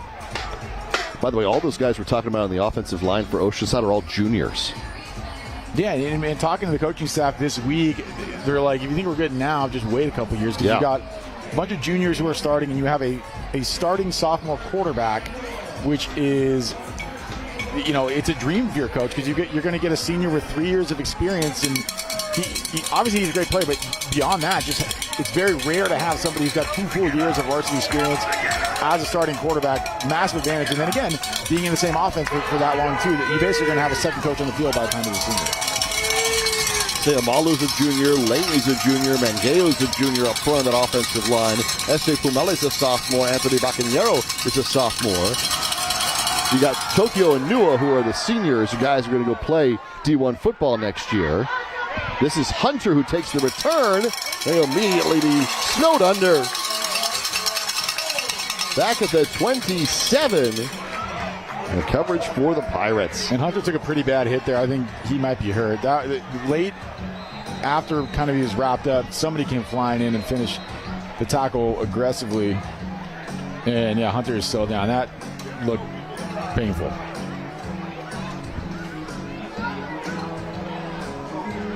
And you'll see it kind of here at the run. He's wrapped up, and I believe, I don't want to give a number and be wrong, but you'll see it coming out of the left side of your screen right there. And I'm assuming that's probably what caused the injury. So an injury timeout here in Oceanside, 19-6 in favor of the Pirates, as they tend to Jaden Hunter, the outstanding junior running back for Mount Miguel. Yeah, that's really a bummer. I mean, again, that's one of those things. If this is college, that might be a targeting that felt a little bit late in the necessary. And that is a definition as well, helmet to helmet on a defensive player, because he can't do anything, right? He's stuck. He's wrapped up. He's on his way down to the ground, and just, I don't know. I mean, again, I'm assuming the refs didn't see it, but to me that felt a little late.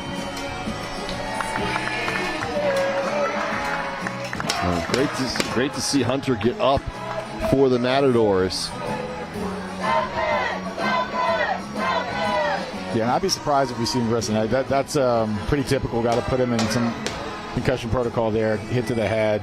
It doesn't matter if he says he's fine. That's one of those things you got to get him checked out as soon as possible. So that's what they do to the sideline. Of course, you only have 1 minute left before halftime, so they have a lot of time to take a look. And you see Andre Jackson in at quarterback for the Matadors, his second series. And with the injury to Hunter, Zane Rotier will come on as the running back, the senior.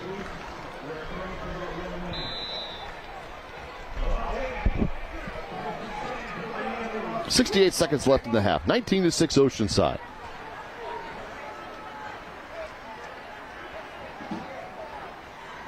Jackson to throw. Pressured. Flag comes in. He's wrapped up. Tokyo's right there on the stop for Oceanside. And that's going to be a holding call. I'm assuming that they're going to decline. And with this much time left in the half, I'd be surprised if Mount Miguel tries to throw it. I would just run the ball here and be happy with going into the half like this, because you're going to get the ball back. And, only bad things can happen, I feel like, when you're pressing like this, and just kind of recoup, because again, your starting running back just got hurt, so you're going to have to figure something out, and halftime's a good time to do it.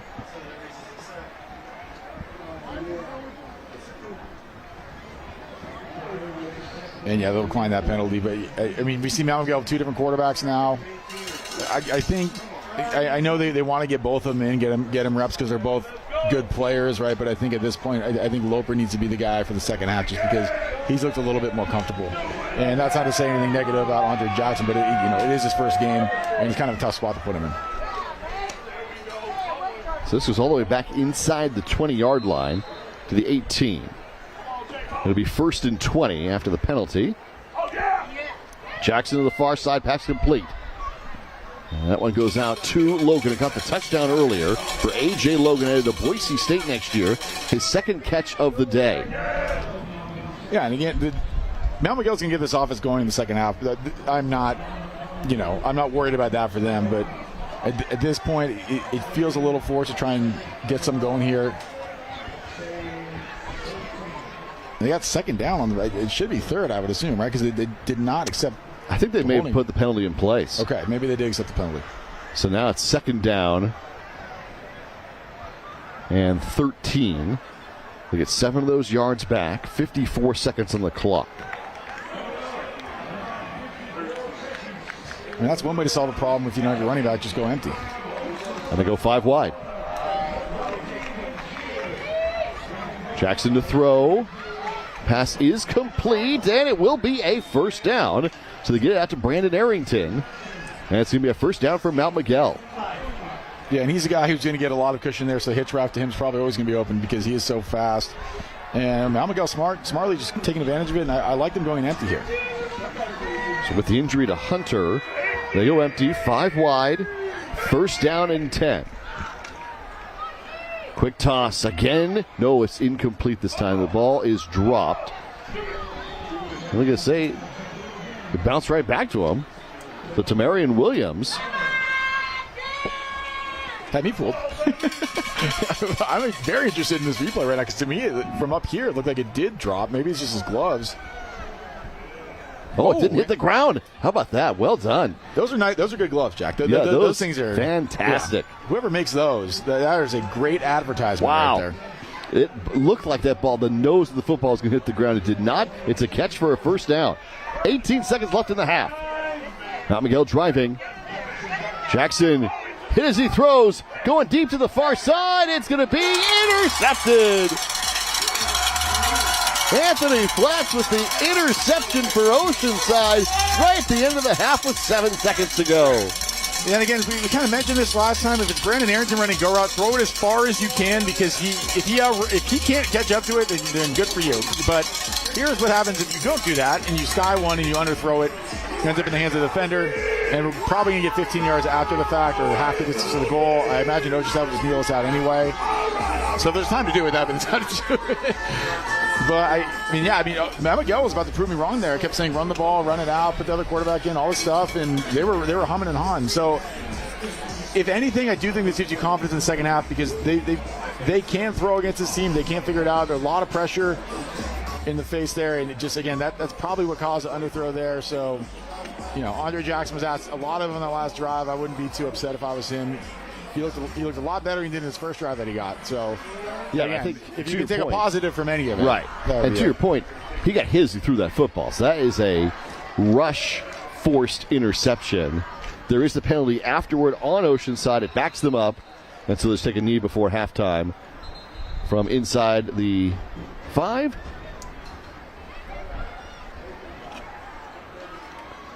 I don't know if they were running out of time on the play clock, or if they had too many guys out there, but they call timeout. So 7 seconds left here before they can take the kneel down. Yeah, I don't really know why. I mean, it's assuming you're just kneeling down. Maybe they didn't have enough guys. Yeah, I don't know what was going on there. Or if they didn't have enough time. It could have been that too. But yeah, but even still, I mean, I guess you get half the goal again, so maybe you don't have room to kneel it, but it seems pretty straightforward, standard operation here. You tell the referee I'm going to kneel it, and then kneel it. So 7 seconds left here in the half, and then we will hear, after we go to break, from Jonathan Rifkin, who has been watching this one from the field for us. A 19-6 lead for Oceanside, and there is the kneel down to take us to break. So 19-6 after our first half of play. And the Pirates get into the end zone 3 times in that half and had a couple more plays where they could have scored even before that. Wind up with the lead at the break, 19-6 in favor of Oceanside. We're coming back. Jonathan will join us on the other side. This is the CIF San Diego Section Game of the Week, brought to you by TVX Sports Video.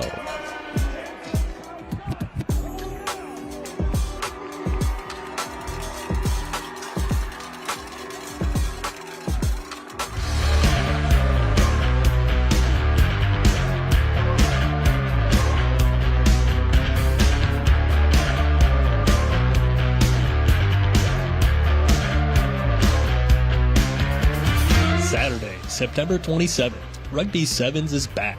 From Dignity Health Sports Park in Carson, California, it's stop 1 of the West Coast Sevens. Watch all the action live on YouTube at TVX Sports Video. Halftime here at Oceanside, the northern tip of San Diego County, and it's the Pirates up on the Matadors, 19-6. Welcome here to halftime. Jonathan Rifkin with you. Don't really think that this is exactly the way that you may have anticipated, but it's a heck of a game nonetheless.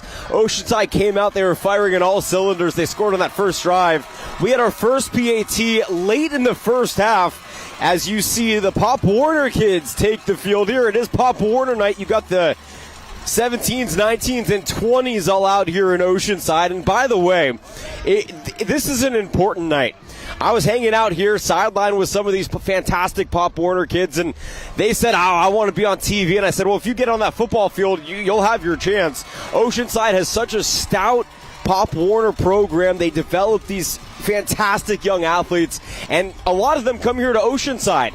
And on the other side, Mount Miguel's doing the same thing. You got the 7-on-7 that Coach Patofa and his great coaching staff have had some involvement with, and now you see culture building here at Oceanside. They're showing these young players, the next generation, what it's like to be an Oceanside Pirate. And by the way, they're witnessing an Oceanside presently Oceanside winning here at halftime, but of course, as Tommy Morris said, there is no safe lead against this Mount Miguel team. We saw Brandon Arrington get in on some of that offensive opportunities. Didn't really do much besides the one reception, but it has been a continuity battle here between the offensive Oceanside and the defensive Oceanside, and both are playing incredibly well right now here at halftime. 19-6 for the Pirates, and I think I would say that the most impressive part has just been how calm Oceanside has played. They're playing tough, they're playing physical, and they're executing, but they're not getting drawn in to some of the Mount Miguel shenanigans, if you will, as we bring you the highlights of this first half. And of course, it was the opening touchdown run bustling into the end zone for the 6 right there. And then you look at the response from Mount Miguel, Arrington on the comeback, the helmet coming off. This was really all he was able to do offensively. But again, the defensive line disrupting any sort of big play opportunity by the quarterbacks. Yes, 2 quarterbacks we saw there. But of course, it was going to be A.J. Logan securing the touchdown, the lone Matador touchdown. And how about a little ring around the rosy here and a handoff for a huge gain on the play. The only guy that could get back to stop it from a touchdown was number 2, Brandon Arrington. I know that up top, Tommy's been saying he's the fastest kid in San Diego. He might be the fastest kid in the country. And then, of course, the shot right up the middle looked like it was going to be caught, or rather intercepted, but it's caught. Big hit on the end, and then another ring around the rosy. This was a toss that went downfield on the flea flicker. One of the greatest catches you will see in high school football. Unfortunately, though, as the fans celebrated, it was called back for an illegal man downfield. So not only was the touchdown called back, Oceanside's offense was set back. As you take another look at it here, and then the run up the middle to set this team up and goal. On second down, another opportunity from the 2-yard line, and then Oceanside would eventually find a way to punch it in. And then all it would take was one more defensive stand, and on the Arrington comebacker, yes, that ball was indeed caught. It looked like he had dropped it. That really...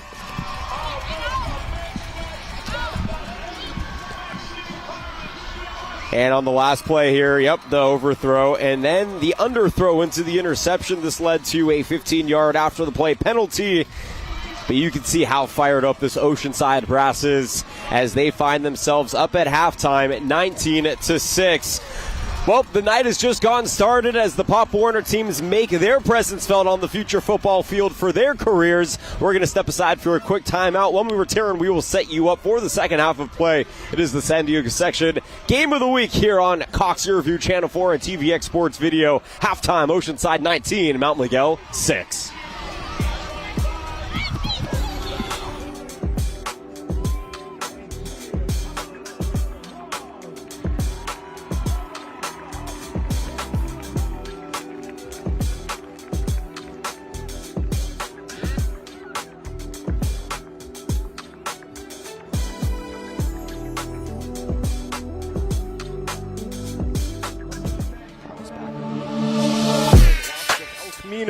Gets us underway here in week number 5, back towards the end zone, and that's what will be taken at the 5. So a little bit of space out across the 20-25, and that's where this return will be laid to rest. There's Flores in the backfield. From left to right moves Sebastian Tucker. Palmer looking to throw. Palmer looking to run. Palmer gets the first down and then some. Brady Palmer taken off, and he's into the end zone for a Dons touchdown. 41 yards for Brady Palmer, ripping off a huge run to get the scoring going early. Brady Palmer not known for his legs, but when he needs to use them, why not? Hold the ball and try to slowly inch your way towards the attacking zone. That is not a slow inch, though. That is a burst of speed for Bryson Callaway, his third carry for a first down. 2nd and 10. Delayed, and nope, it's a play action. Pressure coming. A prayer thrown and answered out across the 40. How about that? Hauled in by Dario Bartoletti, the junior. On this opening drive, looking to go 2 for 2. Had a man out left, pocket collapses, running out of time and pressure. Throwing one into coverage, it's intercepted inside the 5. A dangerous pass and a fortuitous grab for the Dons. Flags come flying in, and finally he's taken down near the 40-yard line. The interception by Titus Napoleon, his 3rd of the season. Lee Norman Lester keeping it here and getting swallowed alive by that dynamic defensive line. All drive. Instead, they're going to go to his backup, Isaac Cook, for his 3rd reception in space. Cook staying on his feet. Cook bouncing out left. Cook with his eyes towards the end zone. Touchdown, Dons. Moments for Helix, but Helix has slowly chipped away on their drive. They have yet to close the door, though. And a promising drive ending in an interception. This one is a one-on-one that is caught. Is he in bounds? Jeremy Robinson, no, he is not. The team's Look at his right foot. Oh, it just missed. It just missed the ground. Great defense, though, by Logan Jones. If you're a wrestling coach at Cathedral and you need another dude, I mean, look at this. Look at this. The ability to wrap him up and have the wherewithal. Just get him down out of bounds right there. Oh, man. If he's 1 inch taller, that's a catch. The lone receiver is Jeremy Robinson on the left. L&L, oh, the blitz is coming, and he gets absolutely swallowed up. Flying in and taking him down is Stavros Hetrick from the 47. Brady Palmer. Pressure coming. Palmer throwing. Received near side, out of bounds near the 30, brought in. And you see why Cal likes Brady Palmer. 29-yard line, and it's a flip up to Fa'alave. This time he has space. Turning on the Jets for a moment. Skipping upfield. Evading pressure. Honor Fa'alave is in. Touchdown, Dons. Hey, one more look at it, and let's count the amount of tackles that should have been. I think it was 3 out on the first one. That one, again, that's a good move. This should have been pushed out of bounds, but he's too strong. And then that one is just, again, the agility, the speed, the quickness. And, man, I can see why everybody wants him on their team. There, he's off to the left side. Play action. Palmer to throw. He has receivers deep. Looking in that direction. It is caught inside the 10. Reeled in by Isaac Cook. And again, I mean, the problem with Brady Palmer is games have been like this a lot, so he hasn't got to show off the arm. But, I mean, this is a beautiful throw. They're in 4 verts on this. Oh, yeah. They just went ahead and slung it. And, yeah, I mean, if you're a secondary, you're getting bored by watching run, and you're susceptible to that happening. Flores into the end zone.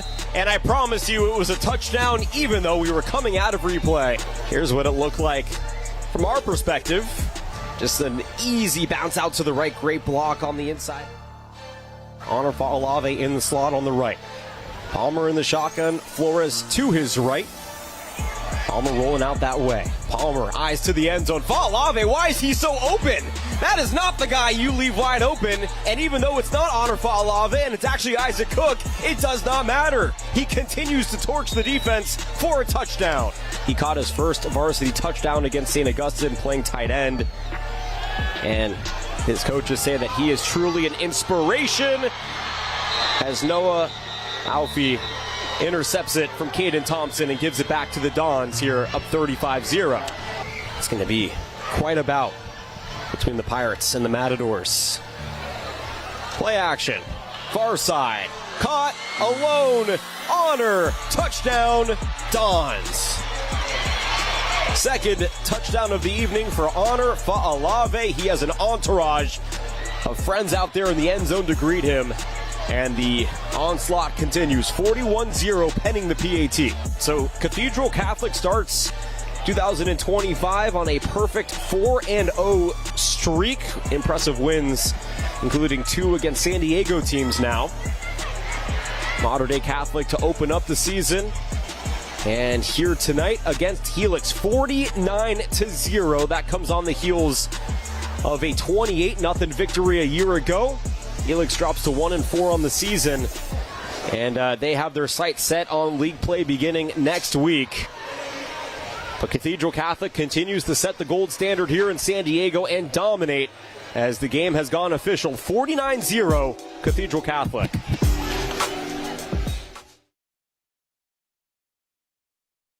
All right, we got a very special guest, Ted. Why don't you explain to everybody who you are, what you're doing here, because you're normally behind the camera. This is one of your first times in front. Yeah, super. Thanks, Tommy. Yeah, Ted Bendrick here. And, we've had TVX Video here for the last 20 years. We were out doing a bunch of games. And, we love bringing broadcast productions to the families, to the crowds, to the players themselves. And this year we're really trying to highlight that community spirit. We've been doing this on Cox Cable for the last 2 years. They came to us. We worked with CIF. CIF said, we got to keep this going. We got to keep this going. And the reason you're listening to me right now is because you haven't paid for a commercial yet. We need that help.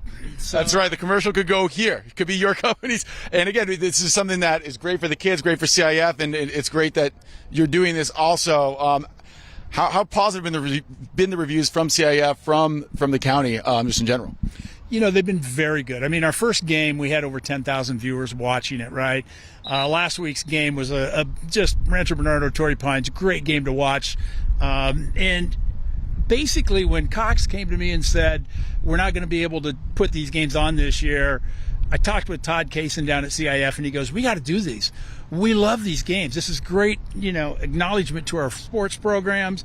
It's extremely good to the teams and the schools, and we got to find a way to do this. And so we're doing it. We're just coming out and doing it. We're trying to raise sponsorship to keep this going. The goal really, Tommy, is that we'd love to grow this through football, into basketball, into spring seasons. We'd love to bring in more sports outside of that, some of the local colleges and things like that. But we want to make it free for everybody to be able to look at it and watch and come back. So support who supports you is what I always say. So if you look down below, there's some contact information. Go ahead and reach out. If you'd like to purchase an ad, any sort of contribution you'd like to make, we would love to talk to you. So come find us. Thank you. Welcome back to Oceanside. We've had a lot of great bands on our broadcast, and this is another fantastic one. Let's hear what they sound like.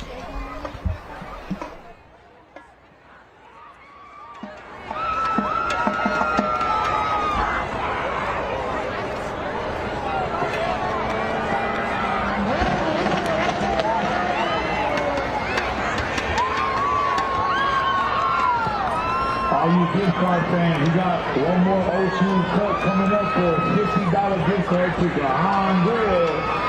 Get your fingers and your phone ready. It's coming up. We have one more half of football action. Go get your food at the Tony Adami Gallery.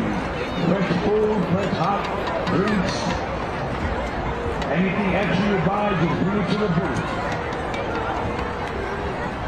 Mango strawberry liquid people around here tonight.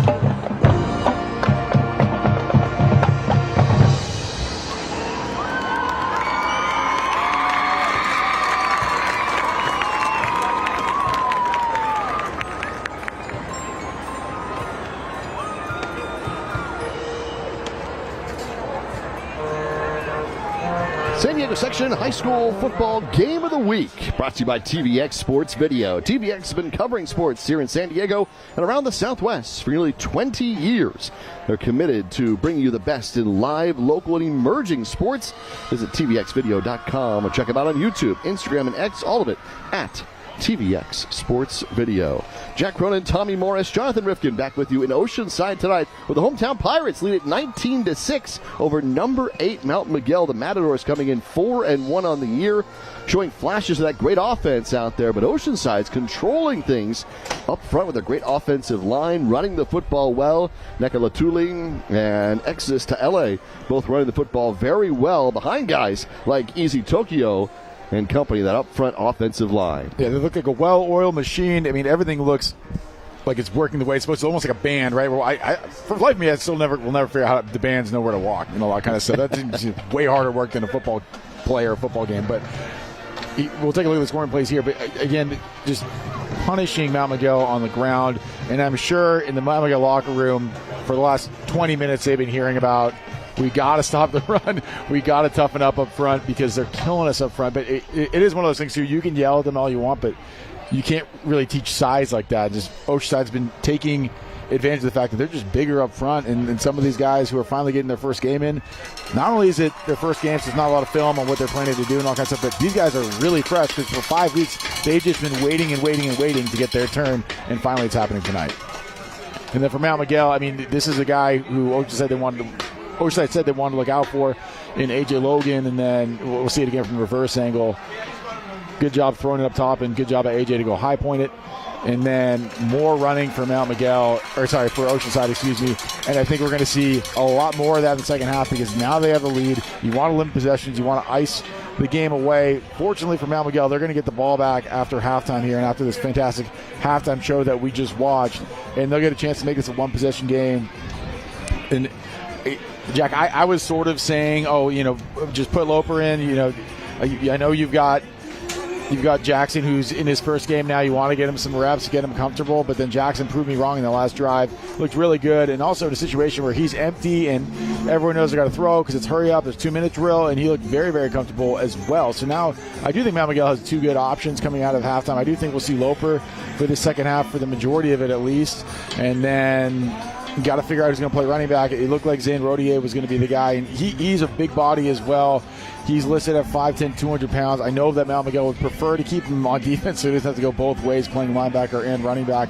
But I would be very surprised if we see Jaden Hunter in the second half. And, I'm trying to Hawkeye to see down there and see if number 4's got his helmet on. I can't see him down there. But, again, I'd be very, very surprised to see him in the second half. But Mount Miguel might want to try going empty again because it looked pretty effective there in the last drive. S.J. Pumele, Nekalatuli, Anthony Bacaniero, all with touchdowns for Oceanside. Ran the ball well. And according to Jonathan Rifkin down there in the field, Hunter does have his helmet on and he ran out with the field. So maybe I'm wrong. It just generally with the head injuries, it's hard to get cleared. But, again, if he went through the concussion protocol, did all the things he was supposed to do, then he can't play. So according to our great sideline reporter, Jonathan Rifkin, our investigative reporter down there, if you will, 4 is looking like he's ready to go for the second half. Well, Oceanside's going to get the ball first, so we'll see what happens when Mount Miguel has the football. Well, for now, S.J. Pumele, Anthony Bacaniero, and this offense for Oceanside will start the second half with a 19-6 lead. They ran the ball very well. When they had to throw, Kaimani Nua was there for Bacaniero to find in the passing game. And I'll say this, we're looking at Bacaniero right now, but that does not look like a sophomore, A. Yeah. And B, that does not look like a quarterback. That looks like a defensive end, maybe a tight end. I don't remember that back 20 years ago when I was in high school, sophomores being that big, but Oceanside's got a good one, and when he's a senior, he's going to be something scary. 6'3", 185 pounds, just a sophomore. I think he's probably put on a little more weight from whatever that measurement was in the season. He looks closer to 200 now. Clint Edelman will kick things away for the Matadors.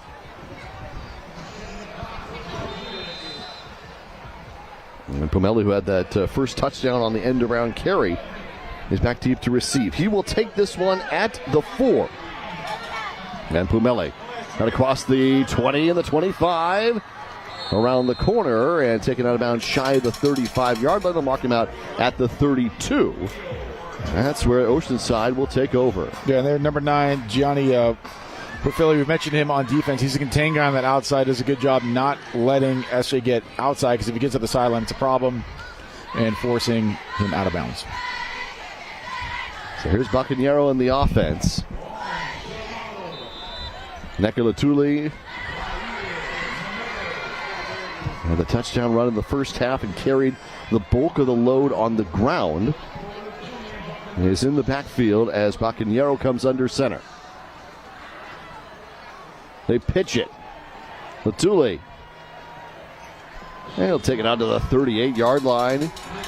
A gain of 6 on first down. And Latuli's got that Ashton JT stance where he kind of stands straight up when he's in the backfield, and that's kind of what he reminds. I mean, not to, obviously JT great running back, so it's kind of obvious. But yeah, this is the power running, and right now I think in the NFL, JT's got, I think, 140 yards and 141 after contact. So it's while he's been getting contacted not in the backfield like GT has been, he's been running through a lot of the first tacklers, normally taking 2 or 3 guys to tackle him in the first half.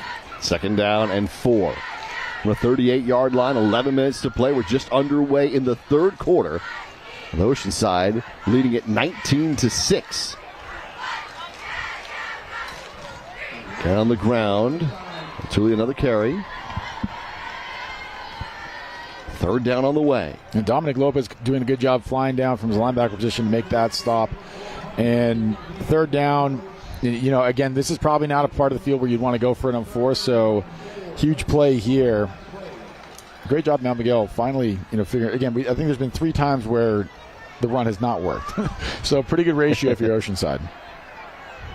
Cameron Salcedo goes out wide to the left.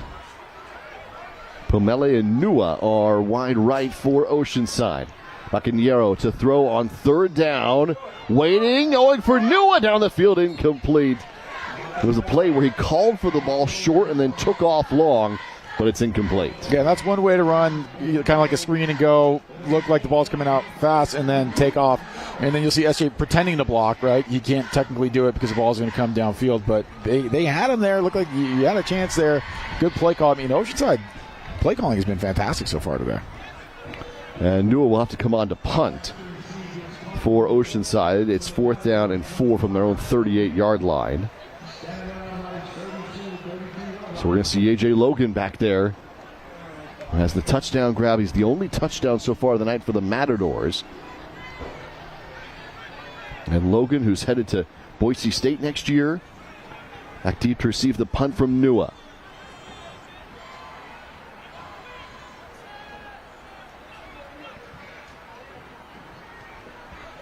Good spiraling punt. What a kick.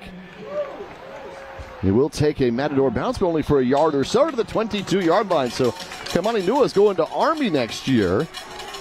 Doing a lot in this one in all phases. I'll tell you what, if Army needs an emergency punter or kicker, I think they got the guy.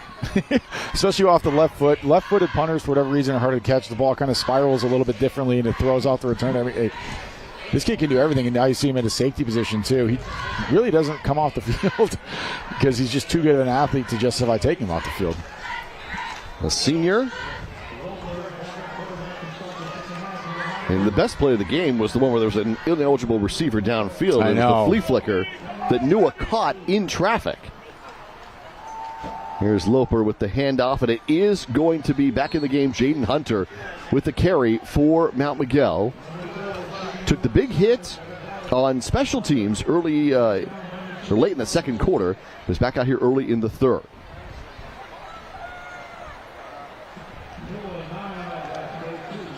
Again, he takes this carry forward, and it should be enough for the first down. So we check in with Jonathan Rifkin here as Hunter has had 2 carries, and he gets the first down. This play right here, Hunter hit once, twice, breaking a tackle, and Jonathan Rifkin looks pretty good out there. Start the second half. Yeah, I saw him walking out of the halftime locker room, full pads, a ton of energy. He even gave me a thumbs up. He said, yeah, I took a big hit, but I'm good to go. And here he is with a couple of big carries as they continue to push the chains down the field. So indeed, they will move things again for Mount Miguel. And there's Paris Vernon, another good target. And there's, again, Loper, nice little pitch and catch. And if they're going to give Mount Miguel that, we talked about it in the first drive, that they're going to take it. Into the backfield, well defended. Levi Vasily, the junior middle linebacker, on the stop. It's still going to be a 2-yard gain, but it could have been much more than that as he met him in the backfield. Yeah, and that's Jeremiah Holiday. So they've done basically everything I've said that they shouldn't do, and it's worked. So maybe I don't know what I'm talking about, but they're going 2 back for the first time all night, and it's been pretty effective for the Matadors. Holiday's in the backfield with Hunter and Loper. And Hunter looks good. I mean, not really showing any effects from that hit he took on the return at the end of that first half. 2nd down and 8. With the ball on the 46-yard line. 8:39 to play in the third. Play action over the middle. It's complete, and it should be enough for the first down as Paris Vernon gets the catch for the Matadors. Yeah, a little bit extra afterwards. I mean, both these teams have been a little chippy, and Paris Vernon, again, you talk a lot about A.J. Logan, Brandon Arrington. He's not, I wouldn't even call him the third guy. I call them all 1A, 1B, and 1C because at any given night, one of them can give you fits, and right now it's Paris Vernon's turn. Hand off. This is Holiday up the middle, and he's got the first down. Jeremiah Holiday with a burst up the middle. And he's making a case that he should get more carries. Jeremiah Holiday, only a sophomore, but, man, I mean, he's lead blocking when he doesn't get the ball, and he's been effective when he's been carrying the ball. And I think Mount Miguel's found something here with this 2-back approach. It's forcing Oceanside to kind of load the box a little bit extra because you want the numbers to match up right. So they're able to take advantage on the perimeter with their outstanding receivers, and they've been able to block the run a lot better. And again, with Hunter back in the game, you got to respect the run a lot. And I don't know, Holiday, we didn't see him in the whole first half, and I'm sure he's very excited to be here in the second half because I'm sure he was begging for this formation to be called, this personnel package, to be called in. And he's fresh, and you can tell. Oceanside calls their first timeout with 8 minutes remaining in the third. So they've used their first timeout. And the Matadors will have it 1st and 10 from the Pirate 30-yard line.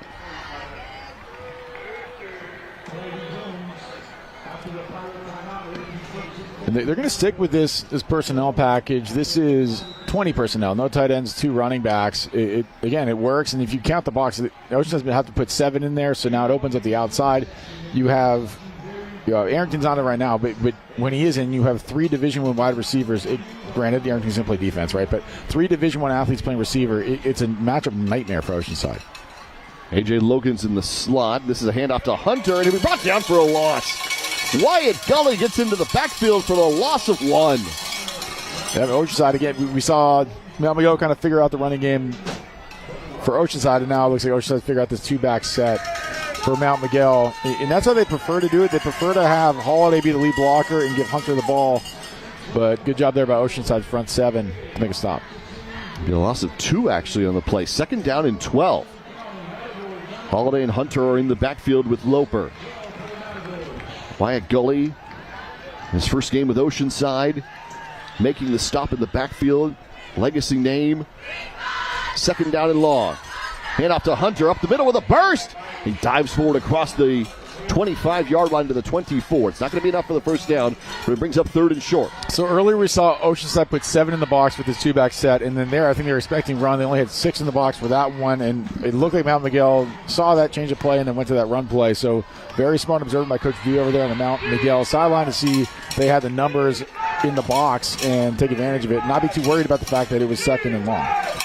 3rd down and 4 from the 24-yard line. And up again to Hunter. He's met in the backfield and dropped. No gain on the play. Into the backfield for the stop. Matthias Matamolo. Yeah, Mount Miguel, or Oceanside, gave Mount Miguel a similar look to the play before. They tried the same thing. Didn't work. Again, no panic. You're not going to go for it on 4th down. Run the ball. If you get a couple yards, great. If not the end of the world. So now it's 4th down and 4.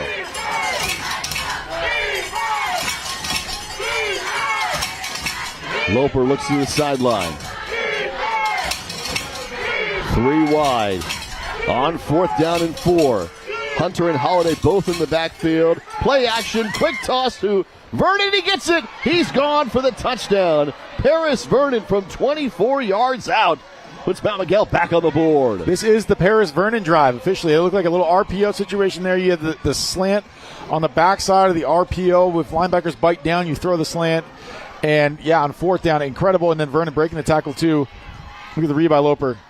He's reading 21 right there. So see 21 fly up. You're going to throw the slant, and still a contested catch there for Paris Vernon. And man, he was probably just sick of us not calling his name yet. I think that might have been what it is. Well, he's made his presence felt here in the third quarter. It's another low snap, and the try will not be good. So 19-12. It's a 7-point game with more PAT trouble for both sides. Yeah, I mean, that's 7. I mean, the snap was fine. I don't know. That might have been just a little bit of panic there from Gregory Jefferson because I don't know. The snap looked good to me. You just got to put it down and let Edelman kick it. Because, I mean, again, Edelman's had an eventful night for a kid who's has no stats on the board because he hasn't really gotten to show what he can do. But, yeah. 19-12 with 6:06 remaining in the third. And here's the other thing, too. With now that's the second time that's happened on a PAT. You're down by 7. In theory, if you score, you would kick the PAT. At this point, on the road, it's loud. You're having to scratch and call to climb back. If you're Mount Miguel and you score again, I would almost say 100% you got to go for 2 and try to take the lead and try and steal one here on the road. And again, you're not normally an extra point you think is like a sure thing. At this point, it's probably closer to 50-50. The expected return right there is not very good. Kick it short.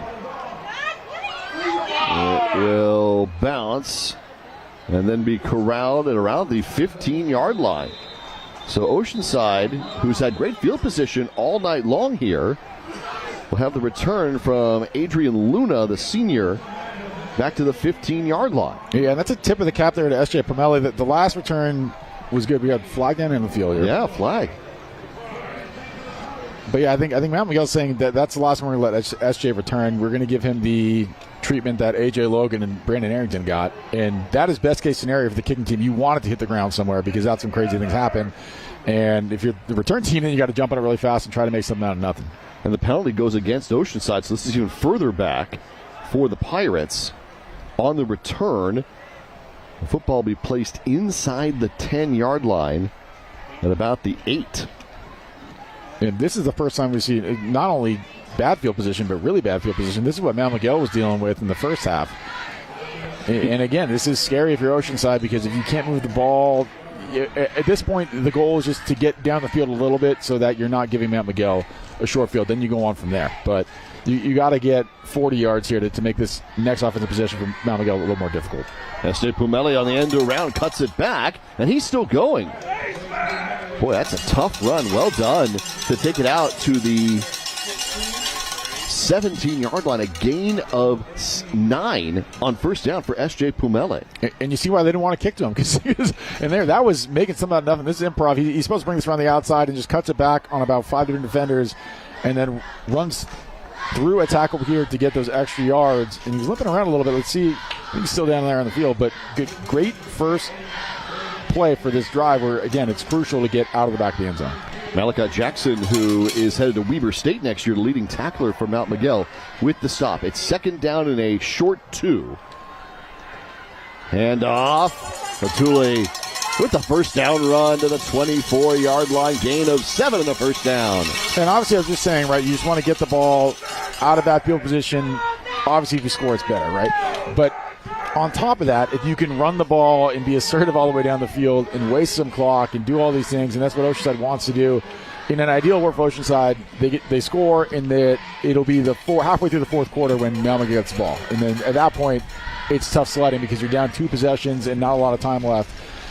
And Oceanside definitely, as it showed in the first half, has the capability to do that. 19-12, 7-point lead. Pitch back. Thule. Across the 30, and he's got the first down.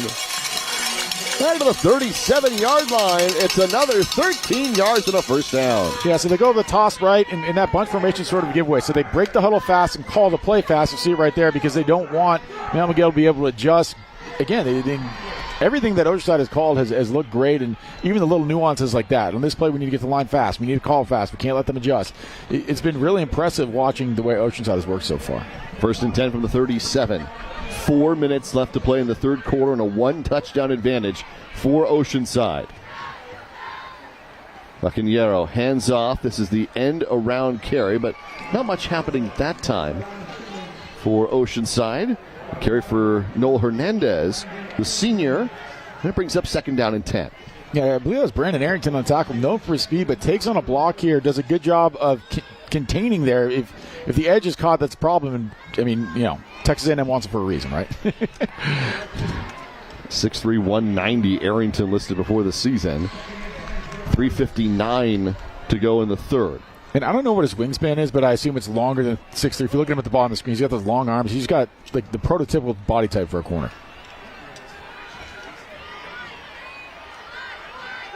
On the handoff, and again, no gain. That's 2 plays in a row where the stop has been made for no gain. Driston Williams, the senior, again on the stop. He's had a great night. Future Lumberjack right there. NAU's got to be smiling. They're probably watching this, checking in on their guy. And that's 2 times he's made a tackle for loss here. And as much as Mount Miguel struggled to stop this run, individual efforts like this have been helpful. 3rd down and 12. Back-to-back plays where nothing has happened. That Mount Miguel defense has stepped up. 4 wide. Pumele is in the slot to the left. It's Nua who's wide right on 3rd and 12. From the 35-yard line, Bacanero chased away, trying to run free, and down he goes. Ball came loose at the end, but he was already down way back at the 22-yard line. It's a loss of 13 on the play. And Dominic Lopez, the kid we talked to early in the week, also making his presence known with a sack there. And, they're bringing a little extra pressure. This is a longer developing passing concept and just not enough time to get through the progression. And I don't want to short Zane Rodier either because he got there first, it looked like. So Rodier and Lopez combined on the sack there. And they forced the punt, so Newell will have to come on and kick. He had a very good kick last time around. 2:34 and counting left in the third. With Oceanside up, but having to punt to Mount Miguel.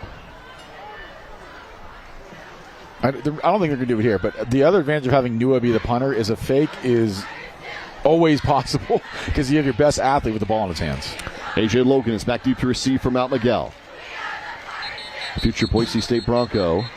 And we're going to have a delay here. It's a delay of game on the Pirates. Yeah, I mean, again, we saw that on the Mount Miguel side, too. And this is not what you wanted, right? Now you ended up almost where you started this drive. And you're going to give Mount Miguel a short field, and that explosive offense has finally started to get things going. They're telling Nua, you're not going anywhere. Nua pulled it down, and now finally will kick. Got it away. Logan takes it just at the 40. Logan tracked down and stopped. Looks like it was, on the tackle there, Dominic Patino. But there's a penalty flag. He carried that ball for quite a while before punting it. All the way back at the 30-yard line, there's a penalty flag down. If he crossed the line of scrimmage, he can't kick it anymore, and that might have been what happened. That did not look like it was supposed to be. No, we got a hold. It's a hold. And it's a hold against the Matadors. So we've seen some athletic plays from Nua, and yes, that topped it. I think as good as the catch was on the one that didn't count, I don't think he even needed really to do this, but I guess there's a little bit of panic there with the pressure on the left side. And I don't know if he has a rugby background at all, but wow, that was impressive. I mean, you see the holding action there on the left side of the screen. The gunner got tackled. But, man, I mean, I guess of the plays that counted, that was the most impressive. He's had some great ones. He's got a lot of candidates. But, yeah, he pulls it down to avoid the potential block, gets it away in a rugby-style kick. Tommy's right. You saw the hold because the gunner was taken down on the left side of your screen on the replay. So that penalty negates a decent return from Logan. 1st down and 10 for the Matadors. They're trailing by a touchdown.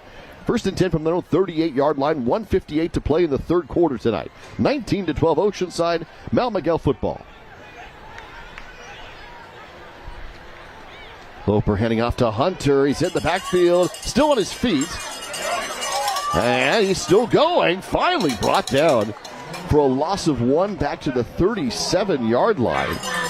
But it took the entire Oceanside defense to bring him down. And you see why a lot of schools want Hunter on their team too. Because this, again, it took about 7 guys in.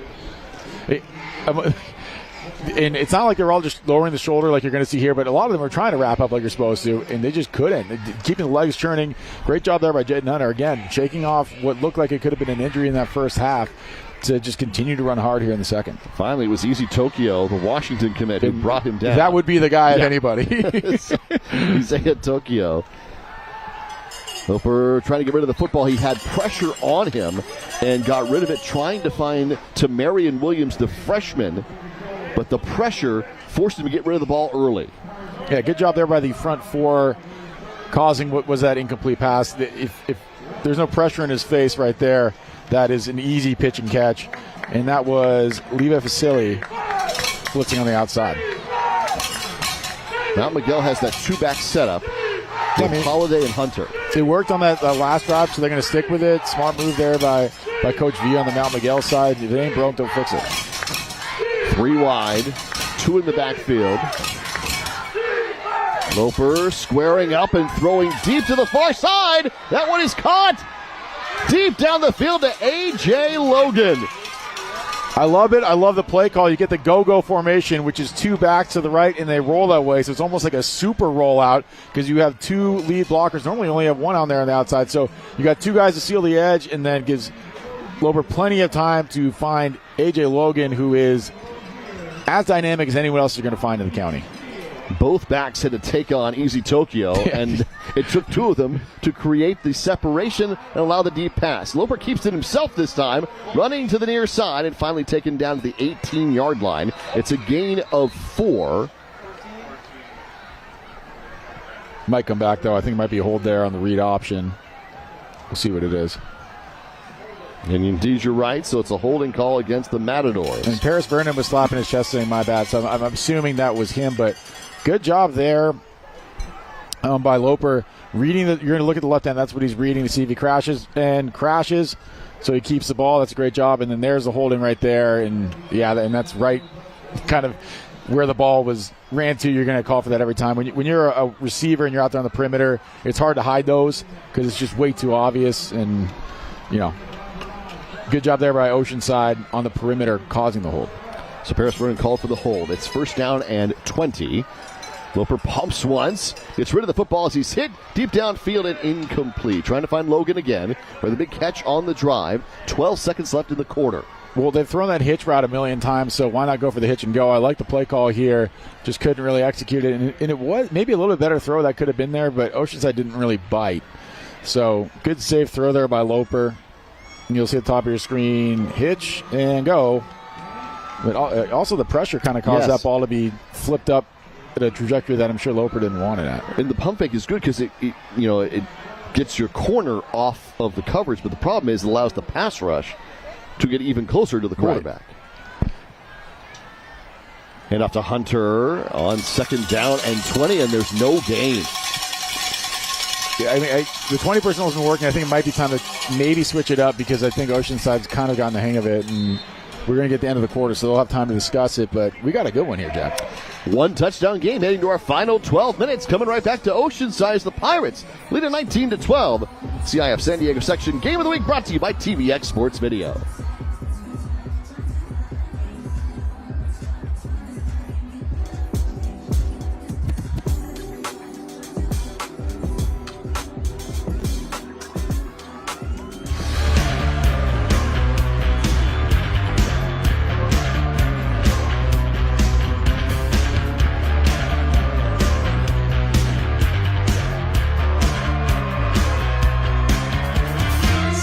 September 27th, Rugby Sevens is back. From Dignity Health Sports Park in Carson, California, it's stop 1 of the West Coast Sevens. Watch all the action live on YouTube at TVX Sports Video. All right, we got West Coast Sevens rugby coming up tomorrow. I got a guy who could probably play in that. Okay. Actually, I think Nua has done his tryout on that punt. I think that might... I don't know much about rugby, but I feel like that was pretty good. That's a great call. Rugby-style kick. Plus, he's so athletic, right? That he can run, he can tackle. That's a great call. West Coast Sevens tomorrow, Dignity Health Sports Park. It's the soccer stadium up in Carson. They also played Palo Alto and right here in Oceanside. Later on the schedule, TVX Sports Radio bringing you the coverage. Seven's the fast-paced version of rugby. That's awesome here in Southern California. Right out of the timeout, pass complete. Over the middle, it's Logan. Looking for the end zone for the second time. He takes it down to the 5. Oh, a nice little slant there. I don't think we're going to see it on the screen. Brandon Arrington was throwing up the touchdown sign the second the ball was caught. Over there playing wide receiver on the top side of the screen. But, yeah, again, Boise State is getting a good one. And he's just as good after the catch as he is before. You're going to see Paris Brandon clear out the window there for the slant on his seam route. And then good tackle right there by Flats to make sure that Logan does not score. But Mount Miguel knocking on the door. And, we got a nail biter here, Jack. One touchdown game with 11:25 to play. Mount Miguel knocking on the door, trying to get close to potentially tie or even take the lead. Holiday with the carry, but he's immediately stopped. Noah Bush, the senior defensive end, with the tackle. It's going to be second down and goal from the 6-yard line. And those carries on the goal line, if you're running back, are sort of like the currency that you get. You earn that, right? And Holiday has earned the right to get a goal line. I know we're not right on the goal line. A goal line type carry through how he's played this second half.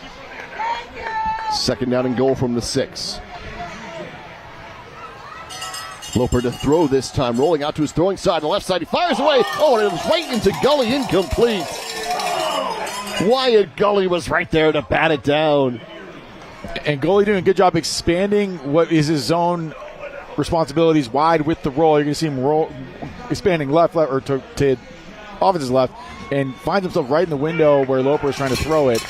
Kind of a dangerous throw here in the red zone. You kind of would prefer him to just throw that thing into the street because a lot of traffic coming across and rolling left and trying to hit a slant route that's coming across your face is always a little bit tricky, and things like that can happen. Now Loper works shotgun on third and goal from the 6. Sends Hunter out in motion. Waiting, fire for the end zone. It's nearly picked off again, incomplete. Logan was the target, but the closest player there was Noel Hernandez, and Hernandez nearly picked it off. Again, that's one. It's not there, and in the red zone, it's 3rd and 6. You're going to get a 4th down. You're going to get another chance. A 4th down, I'm okay with this throw, but man, it looked like they were manned up across the board. Ideally, if it's not there, you throw it out to the running back in the flats, but that looked like that wasn't there either. It turned into one of those things like read 1, read 2, read 3, take off. But, Loper can run if he needs to. That's not his primary objective. He doesn't like to. He likes to be in the pocket. But, again, another dangerous throw here in the red zone. And when you know you're going to go for the 4th, just take an incompletion, try to run it on 3rd down. You don't need to score there. Noel Hernandez in on the coverage, forcing 4th down. So timeout for the 4th down. 4th and goal from the 6. With 10:27 to play in a 1-touchdown contest. Yeah, and if I'm Oceanside, I'm trying to figure out where number 5 is, because I know he's not the tallest dude in the world, but he's matched up against someone roughly his size, so any sort of fade ball, he probably has a good chance at it. And then, again, it looks like Oceanside was sort of manned up on the last one. I assume they're going to do that again, get him on a whip route or something where he can create and make some space for himself. They roll out to the left, firing for the end zone. It's caught. Touchdown, A.J. Logan again. It's his 2nd TD of the day. And this one is close. And I had a feeling that was coming because you had sort of a slant corner. It's not necessarily whip route, but same idea. Make the move inside, break down, and then go outside. There was so much room on that side. You'll see him at the top of your screen. Slant, slam on the brakes, get to the corner. Good ball there from Loper, and, as easy as it can get in that situation there. And they're going to, again, nothing I say happens because they're going to take the extra point opportunity here. So here we go. Kicking's been an adventure tonight. A chance for Clint Edelman to tie the game. It is down. The kick is on the way, and it's good. So we're tied at 19. I am, 5 for 5 on penalty calls. I am 0 for 8 on figuring out what Mount Miguel's going to do during this game. But yeah, we got a tie game here with 10 minutes, and it has been that battle we talked about. It's been the quick stretch from Miguel versus the slow, methodical offense from Oceanside. And in these situations, I mean, honestly, it does somewhat favor the team that can score fast, because you never know how much time you're going to have on the clock in a tie game like this to have to go down and score. But for Oceanside, they got plenty of time here for this drive. And kind of like what we said the first time they had the ball, ideally you waste as much of this clock as possible and score, which is something they can definitely do with their ground game. So 10:21 to go, 19 points apiece. After all of the missed extra points and 2-point attempts and all that, we wind up tied. Even though both sides have had issues in the kicking game and gone for two and tried and all that, we wind up tied here with 10 minutes to play. Taking to the 25. Out across the 40-yard line. Gafenisano with the return for Oceanside. And he'll get good field position for the Pirates. And again, they don't want to kick it to S.J. Pomeli, so let one of the up guys have a chance. And Sato with a great return. And I thought, when he made that move, I thought there was a chance. But again, we mentioned the contain guy on kickoff, and there's another good job there by Porfilio, who did the same thing when I thought S.J. had a chance to break one. Doing a good job forcing that inside and allowing for his teammates to make the tackle. So Anthony Bacaniero now in a tie game, 19 points apiece. So work shotgun. Nekalatule in the backfield. Josh Jones, the tight end, going in motion. And off Latule. And he'll get 1 yard to the 41-yard line. 2nd and 9 for Latule and the Pirates. I think we might see here Oceanside take a shot. Every time we got play action, it's sort of thrown Miguel off, and wherever Nua is, I would give him a chance. I'd probably put him on the opposite side of Arrington. He's going to be on the same side of Arrington here, but again, I would look out for a play action something. I'd take a shot here. There's no safety help over the top. Nua's at the top of the screen to the right side of the formation. Salcido's at the bottom. This is the end around play 2. Pomeli. And he's still going. That's to Pomeli. Somersaulting forward down to the 25-yard line. And exactly what I said, Jack. Just run the ball. S.J. Pomeli has been effective on that jet sweep and has been as dangerous as a weapon as anyone else in the field so far today, only a sophomore. So if you are a coach in San Diego, you should not like this, because you got 2 more years of this coming after this year. Running through a couple tackles, I thought he had a real chance to break it there and just could not find his footing right around the 25. Oceanside in business. At the 25-yard line, it'll be 1st and 10. There were a couple players who were down injured for Mount Miguel. Gregory Jefferson jumped up and ran off, but Ryan George is the one being helped off right now at the 45-yard line for the Matadors. So that was the delay, was for the injuries. 9:28 to play in the game. Oceanside threatening on the S.J. Pomeli. Huge run on the end around.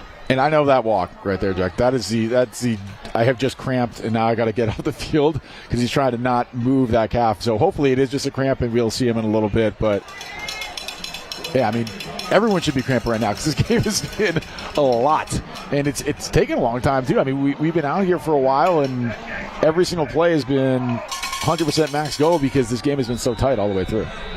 Saucedo wide left, Pomeli and Nua wide right. Flag comes in, and it's going to be a false start against Oceanside. It looked like it was on the outside. It looked like it was Salcedo jumping a little bit early there. I will say this, the first half, ton of flags. Second half, I feel like that was maybe the first or second one. No, second one. We had the holding on the punt return, I think. I can't remember if there was another one. And now Oceanside would like to change the play, I think, now that it is 1st and 15 instead of 1st and 10. I would still keep it on the ground here, which means obviously, Jack, they're going to throw it to the end zone. Nekalatule is the one in the backfield if they do keep it on the ground. 3 wide, plus Joe's the tight end. It's play action. Bacaniero waiting, looking for Latule, and he is incomplete. trying to wait for it, and he came back to it, and the ball skipped on the ground for Latuli. And that looked very similar to what we saw in the first half. A guy running wide open after the play action and through the exact same gap, actually. It's kind of a new thing to do, and just, oh, man, you wish you have that one back if you're Oceanside. But, yeah, kind of the new thing to do is you do the play action, have the running back, instead of run around line of scrimmage, go through either the C gap or, you know, if you got a tight end out there, what would be like a D gap type situation. And, oh, man, that's just that's tough. So it's incomplete. It's 2nd and 15 from the 30-yard line, 8:45 to play, tie game. 19 points apiece. Nua goes all the way wide right. Pumele in close. He gets the handoff. Pumele. And he makes it back to the 26-yard line. It'll be 3rd and 11 for the Pirates. In this tie game, 19 points apiece. Yeah, and again, we think we saw this earlier, too. This is unbalanced. That tight end at the top, 19, is not eligible, and they run the other way, trying to get Mount Miguel to miss a line, and kind of effective there for Oceanside. Yeah, and in previous plays, they have run to that side because you've got Jones and Tokyo who are out blocking. Instead, they countered back the other way. And yeah, again, that's you run all that, and then you save that one in your back pocket for later, and that was the back pocket save right there for Oceanside. And it wouldn't surprise me if they have a couple points saved for situations like this. And I'm about to say it's a passing down, so they're definitely going to run it down. All right, so here we go. 3rd down and 12. Got a couple of tries at this one if you're Oceanside. Macaniero setting up the screen, gets rid of the football. It's incomplete. He was under pressure and could not complete it. Throws it away incomplete, trying to set up the screen to Latuli. Smart there by the Mount Miguel. They might call him for unintentional grounding here. Hold on. So, yeah, they pull up the flag. No flag. No flag. It was going to be grounding, but there was a receiver, Latuli, in the area. No penalty. So in high school, you can't get intentional grounding if you throw past the line of scrimmage. You could literally take the snap and then chuck it at the back of the end zone. It's fine. But if you do not throw past the line of scrimmage, that's when it becomes an issue. I think the referee did not see that the running back was standing right there. And, yeah, I mean, again, I think if you're Oceanside, you can't this is out of what would be comfortable field goal range for a high school kid. If you're used to watching college or pro, this is too long for a high school kid. It's 4th and 12. Mount Miguel has gone no safety throughout this whole entire time because they are basically saying our corners are better than your receivers and prove it. But this is going to be one of those times I think you got to put Nua in a different spot than Mount Miguel's used to seeing him at, and then try to take advantage of that because that's your best athlete. If you can find a way to get him matched up against someone, maybe they are going to kick the field goal. Well, it's going to be Nua every single time. You're right. It is Nua, but he's going to come out there and kick. This is going to be a 44-yard attempt to try and give Oceanside the lead. Do they do drop kicks in sevens? In sevens? Yeah. Yeah. So maybe you can do that too. That's a great call. Just everything he's doing tonight, he's just proven he could play 2 sports, play 10 positions. Who cares? All right, here we go. 44-yard attempt to try and get the lead with 7:46 to play in the game. Kaimani Nua. It's a high snap. Salcedo has to pull it down, and he's going to try and take off and run. Salcedo's still going, and he fights his way to the 20, but it's not going to be enough for the first down, so they don't get the field goal attempt away. High snap. Turn it over on downs at the 21-yard line. They do get positive yardage, about 6 yards, but not enough for the first down. There was a second there where I thought he had a chance. It wasn't here. It was once he broke the edge, I thought maybe, just maybe he could do it, but again, good job by Mount Miguel. I mean, that's just as scary for them as it is for Oceanside because all of a sudden, oh my God, because everyone's trying to go block the kick right there. There's no good angle on that, and Salcedo almost made a heck of a play, but at the end of the day, look, at least Mount Miguel has bad field position, and your defense is out there for your Oceanside. Salcedo took a hit at the end there, too, so he is off on the sideline. Here's Hunter on the carry, 1-yard gain. 2nd and 9 on the way for Mount Miguel. Clock is moving, 7:23 and counting left in this tie game. Yeah, now if you're Mount Miguel, you kind of want to play that game. Should we ice a little bit of clock before we start taking deep shots downfield? But and that, to me, was a fumble because he had not hit the ground yet, stretching out for that extra yard, and then sort of lost the handle on it. But good job by Hunter to have the awareness to jump back on the ball. 2nd down and 9. Tie game, 19 points apiece. Over to throw, and it's incomplete. So we talked about this earlier. Some teams will do this where if you have a go route and you think that you're not going to be able to get past your defender, you just slam on the brakes. And again, that looked like that miscommunication. And there's a freshman, Tamarian Williams, who's I think that's what he's probably saying to his coaching staff, because Loper thinks he's going to continue running. And you see him there stopped kind of where the first down marker is. But at the end of the day, not the end of the world for Mount Miguel. It's a safe throw. Nothing bad's going to happen. He comes to pick third down. 3rd down and 9. 6:56 to play in the game. We're tied. Loper rolling to his left. His throwing side will take off and run. And he's got the first down. Out of bounds at the 35-yard line. First down, Mount Miguel. And we said in the last drive, he doesn't like to run, but if he has to do it, he will. And that's a great job by Loper, just taking off. Progression wasn't there. He's got to get 10 yards and just runs towards the sticks and gets out of bounds. Incredible job there, and that's great awareness by the junior quarterback. So 6:49 left to play in this tie game. 19 points apiece. Number 8, Mount Miguel trying to drive for what would be their first lead of the game. Low snap and the ball gets by. Loper picks it up. Trying to scramble away. Throws deep downfield, incomplete. Well done to salvage an incomplete pass on what could have been a deep sack. And it'll be 2nd down and 10.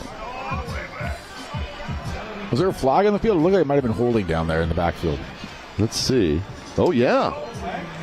So, a holding call makes it 1st and 20. And Loper, great job to just pick that ball up and still be able to continue to play. Look, again, like a little bit of confusion because Paris Vernon was blocking. And there he's at the bottom of the screen stretching. So he might be in danger of a cramp situation here too. But, yeah, 1st and 20. Big break there for Oceanside. 19 points apiece. 1st down and 20 now from the 24-yard line. Hunter in the backfield with Loper. 4 wide for Mount Miguel. Loper pumps once under pressure. Down he goes!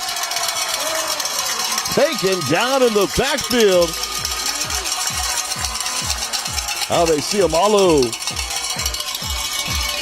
You see Amalu playing defensive tackle, just breaking through the line and making the sack there. And Mount Miguel trying to put the double move on. They were trying their own version of a hitch and go there, and just not enough time. And that's frustrating if you're Mount Miguel because Oceanside's only rushing 4. In theory, you should have time to do that, but great job there by Sam Lulu.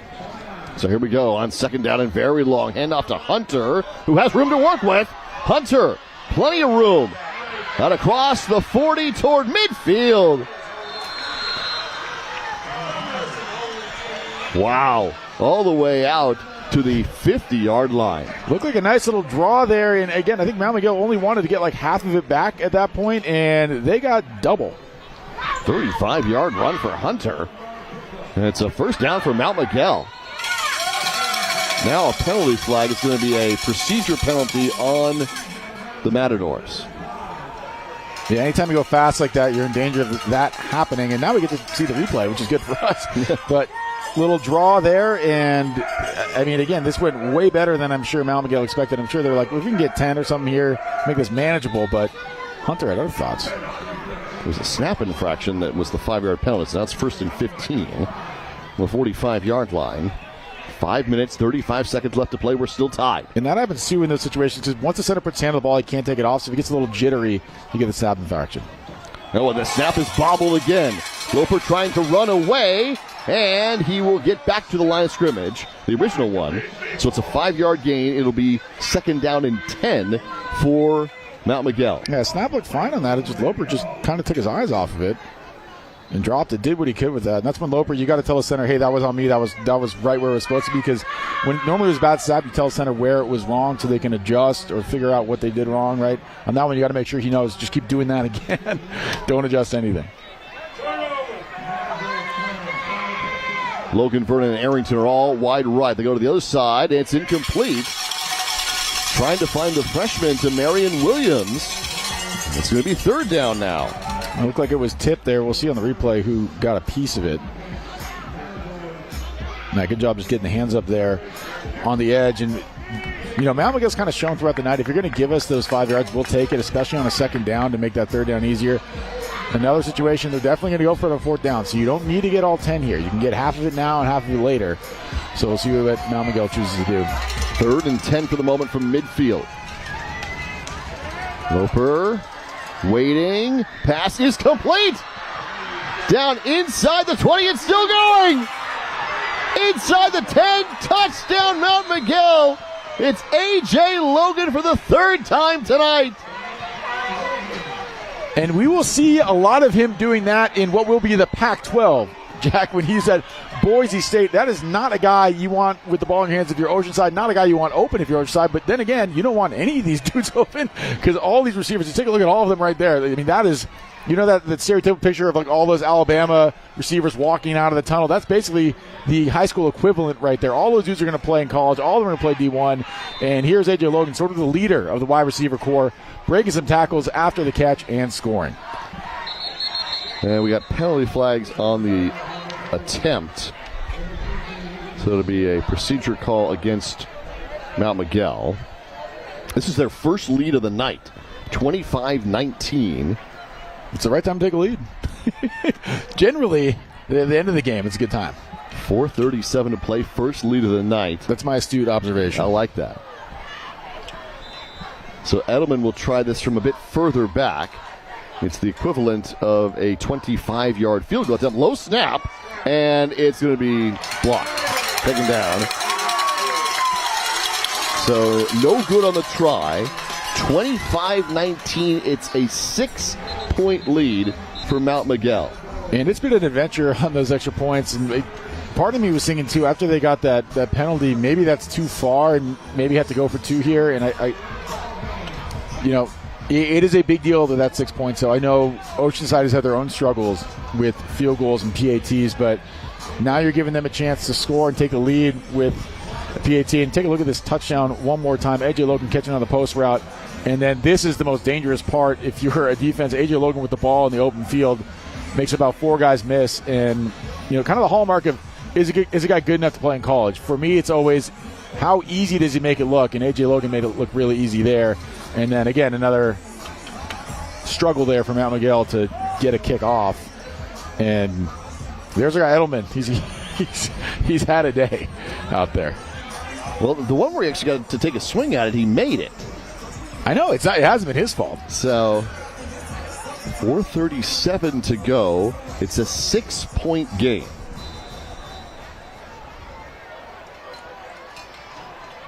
By the way, Nua's done a good job, too, when he's gotten a swing at it on the other side. But kicking game's been interesting for both sides. Here is the kick from the 15-yard line, the return for Oceanside. And out to the 25-yard line goes Capenasato. We got another cramp again. that was Titus. So he made the tackle and then started celebrating and then cramped during the celebration. That's always tough. But good tackle there on the kickoff. A gang tackle there, and then gets up, celebrates, and then, well, we missed it there, but right after that found out that he was cramping. And yeah, it's kind of a cool night. You know, I was not expecting to see as much cramping. Early in the season, you see it all the time because it's hotter. The kids aren't used to running as much. It feels like it happens, 5-6 times a game, but tonight we've seen about 3. And you're lulled into a false sense of security because it's not as hot. Right. So I was going to hydrate. Jonathan Rifkin says it's still very humid on the field, too. So it's in addition to... He did promise a weather report. That's true. We got to get him one of those... what's the word for it? The thing that reads the humidity and the temperature? I don't know what that thing is. A barometer? Yeah. Sure. Sure. Whatever. It sounds right. I mean, yeah, it sounds right to me. 4:31 to play. Oceanside now down by 6. First time they trailed all night here at home. Buccaneero play action. Quick toss over the middle. Incomplete. Well defended on the play by Kalani Jordan. Yeah, for Oceanside, I don't think you need to panic and start throwing here. That hasn't been your MO so far tonight, and that's an RPO, actually. So,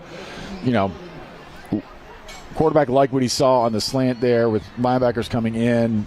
It's sort of there, but at the same time, it's always going to be sort of there on an RPO when there's no safety over the top because they got to run with everybody. And so the corners do, excuse me. So Mount Miguel's banking on their athletes being able to cover Oceanside's athletes without any help.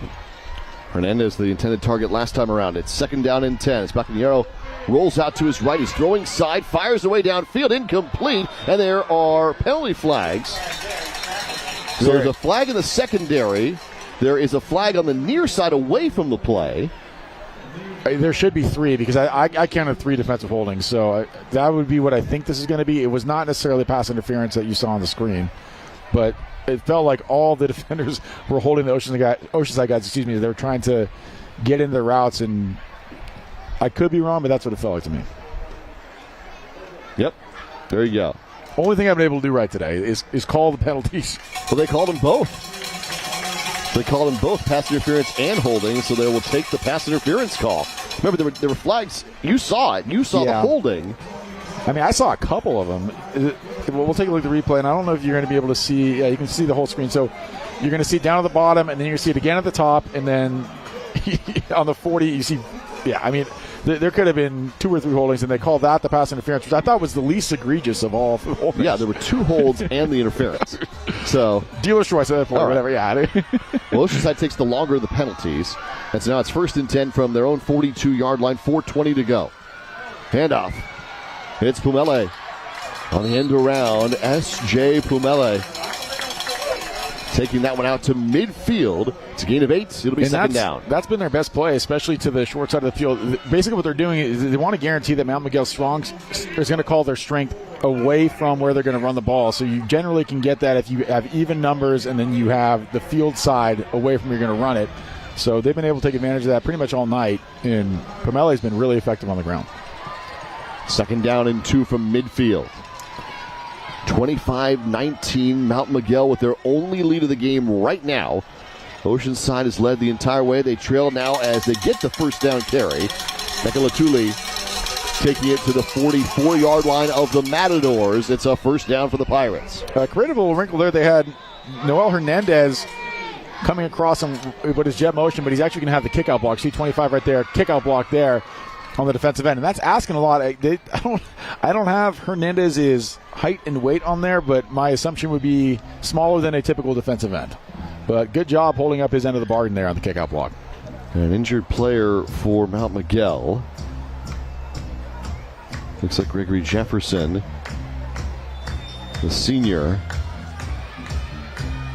So it's going to be a 1st down for Oceanside. 3:35 remaining.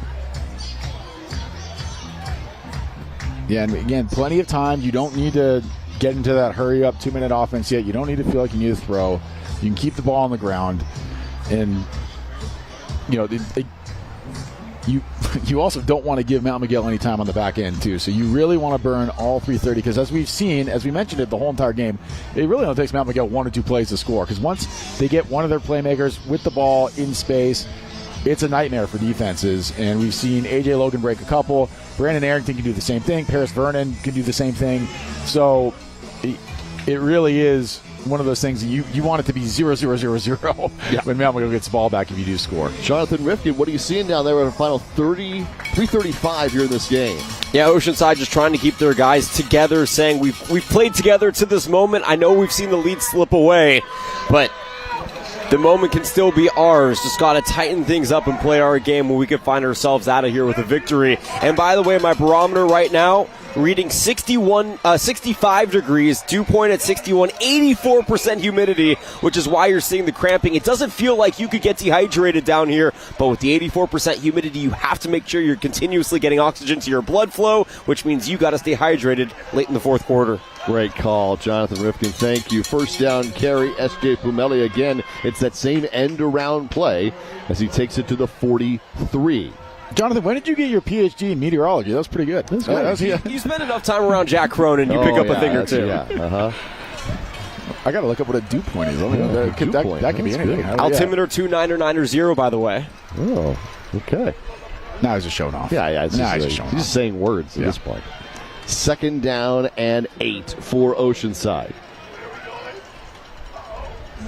Pumele again in motion. Handoff. Lutuli up the middle. He's got the 1st down inside the 30 to the 29-yard line. Same window dressing they showed. Well, window dressing because they showed that motion and a play that ended up being a jet sweep to Pumele on the previous play.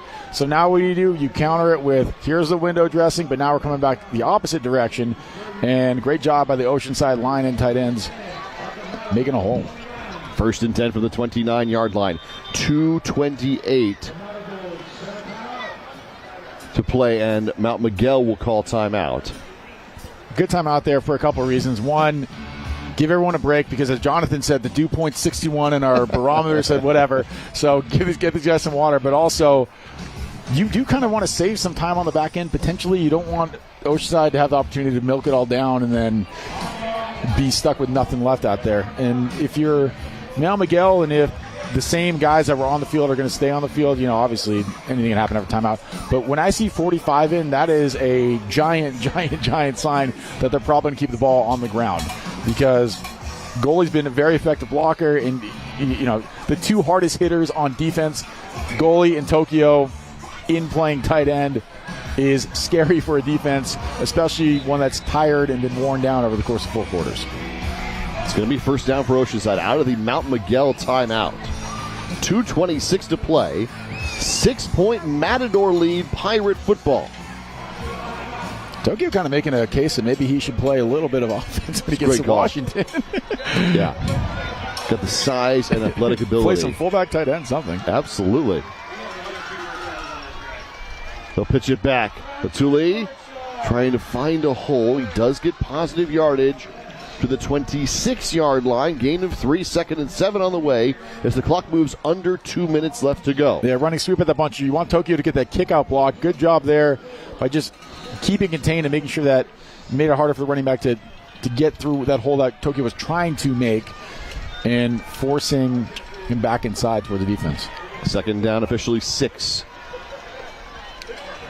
Pumele and Nua go to the right side. Latuli's in the backfield. And Pumele on the end around, but he'll be stopped. Loss of 2 yards on the play. Well defended by Driston Williams, who's had a great night for Mount Miguel. Creative celebration there. Did you see that? He made the O, and then his teammates slashed it. But that's been Oceanside's most effective play so far. The jet sweep to the short side, and that time Mount Miguel was ready for it. We'll miss a celebration there. And so did the refs, too. 3rd down and 9 after the loss. 3rd down, 1 minute, 17 seconds to play. Oceanside trailing by 6. Tacanero out of the shotgun on 3rd down. Waiting, rolling to his right, gets rid of the football. It's incomplete. Flag comes in. Feels like it's in the area of what would be defensive holding again. It's an incomplete pass, but there is a penalty flag. And it will be a defensive hold. Yeah, I mean, again, a lot of these routes are Oceanside running clear across the field and a lot of man coverage across the board, and that tends to be how you get the hold. And I mean, that was a little ticky-tacky. I don't know. That one was not as egregious as the last play. I don't know. I mean, if you're that's a tough call with 1 minute in the 4th quarter in a one-possession game. From the 18-yard line now, it's 1st and 10. That was a first down penalty with 1 minute remaining. 1 minute left to go in a 6-point game. Anthony Baccaniero. Low snap. Quickly throws. Looking for the end zone. Far side. It's up and caught. Hauled in by Nua with less than a minute to go. Kamari Nua with a game-tying touchdown reception. And we said it last time, at some point, you got to just give them a chance. They've been begging, Mount Miguel's been begging Oceanside to try that one-on-one coverage over and over and over and over. And I know that's Brandon Arrington, and I know he's going to go play at Texas A&M. But New was pretty darn good, too. And great job locating the ball and making a play on it. Man. And keeping not just the feet, but the butt in bounds as well. Beautiful, beautiful, beautiful play there from Oceanside. And I don't want to guess if they're going for 2 or not obviously it's tied, right? But the field goal has not been a guaranteed thing. And we've seen, I want to count, was it 4 or 5 missed snaps? It's been a lot. And to your point, Oceanside called timeout here, their final timeout of the game, to talk it over and make sure they've got everything set in a tie game, 25 points apiece. Now, I'm making an assumption here. I'm assuming this is a new long snapper because we're seeing 75 get some reps right now. He's not the normal long snapper. They had another, and I'm blanking on the number and on name. I apologize. They had a different long snapper. So the timeout might have been to get some reps in. And again, this is Spartan. This is his first game. Huge spot for him. Yeah. This is the most crucial part of the whole entire game is this snap. So here we are.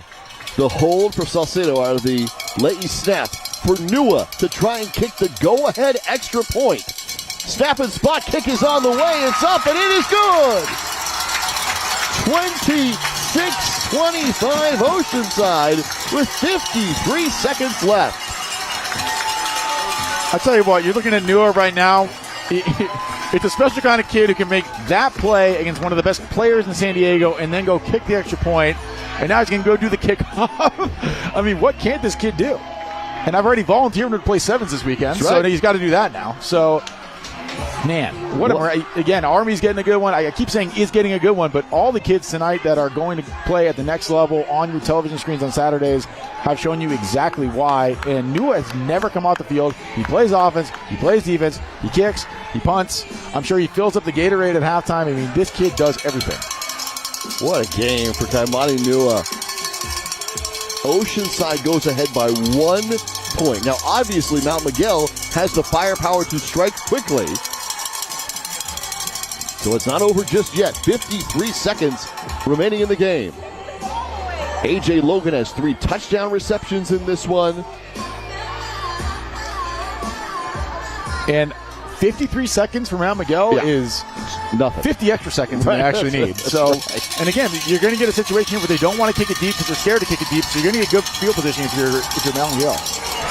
And Nua kicks it short, and it's going to go out of bounds. So a penalty on the kickoff out of bounds will give Mount Miguel good field position with 53 seconds left. They were trying to kick it away from the weapons that the Matadors have.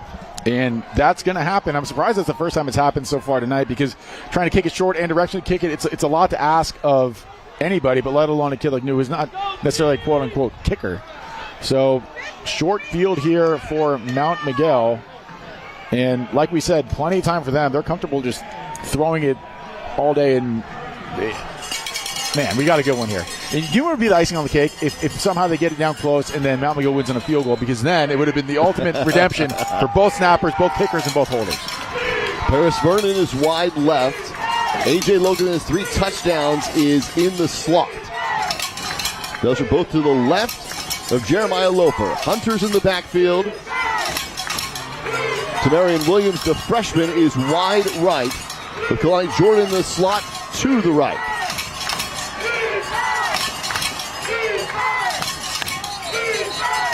And now we've got a penalty. I think it's a delay of game. Yeah, so the play call came in, and you could see the receivers down at the bottom, and especially Kamani Jordan, who I think was supposed to come in motion, was still busy reading the play. He never got it in time, and then, Loper's panicking, trying to get him to come in motion so he can call the snap, and just never happened.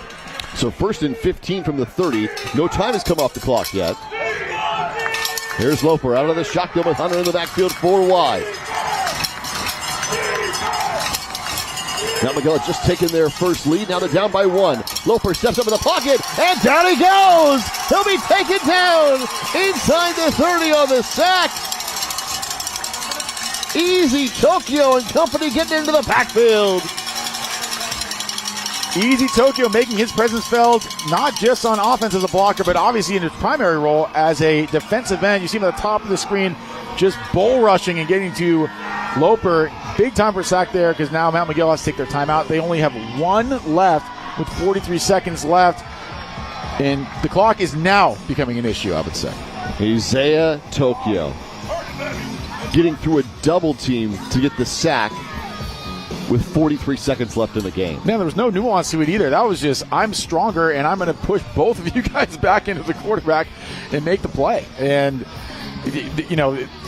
this is not a knock on the Mount Miguel offensive line. That's just a big, strong, athletic dude playing defensive end and is going to go play at Washington for that reason. Yeah, he's going to be in the Big Ten next year. So that's still weird for me to hear. It is. Second down and 18 after the sack. 43 seconds left in the game. It's a 1-point contest. Oceanside, they're going to preserve a 1-point lead. Now Miguel waiting for Loper, who is chased away to his left. He fires downfield. This one's batted down, incomplete. Anthony Flatts got there and batted it down. It's incomplete. It's going to be 4th down for Mount Miguel. And Flatts is having a huge day. He had the interception there at the end of the first half, and then makes a big play there. I thought there was a chance that Loper had made some magic out of nothing. Kaloni Jordan was standing there, but again, great job. When the ball is hanging in the air that long, somebody on defense is probably going to run over there and make a play. And Loper had to throw that, obviously, with the situation being what it is. And good job there by Flatts, because I thought that Jordan had that. 3rd down and 18. 3rd down and 18 for Mount Miguel here with 34 seconds left.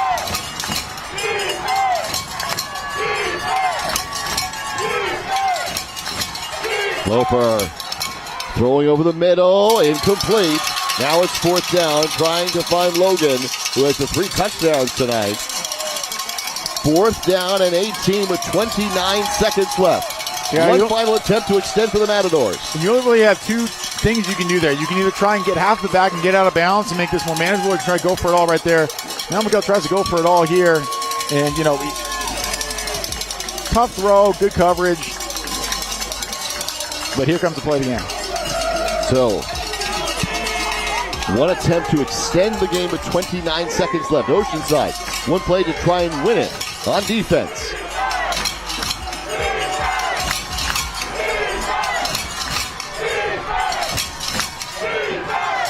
Yeah, Oceanside just lined up on the first down mark, 4 wide across, just waiting for the throw.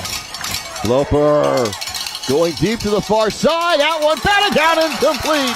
And the Pirates will take it here at home. Oceanside will win this one by 1 point tonight.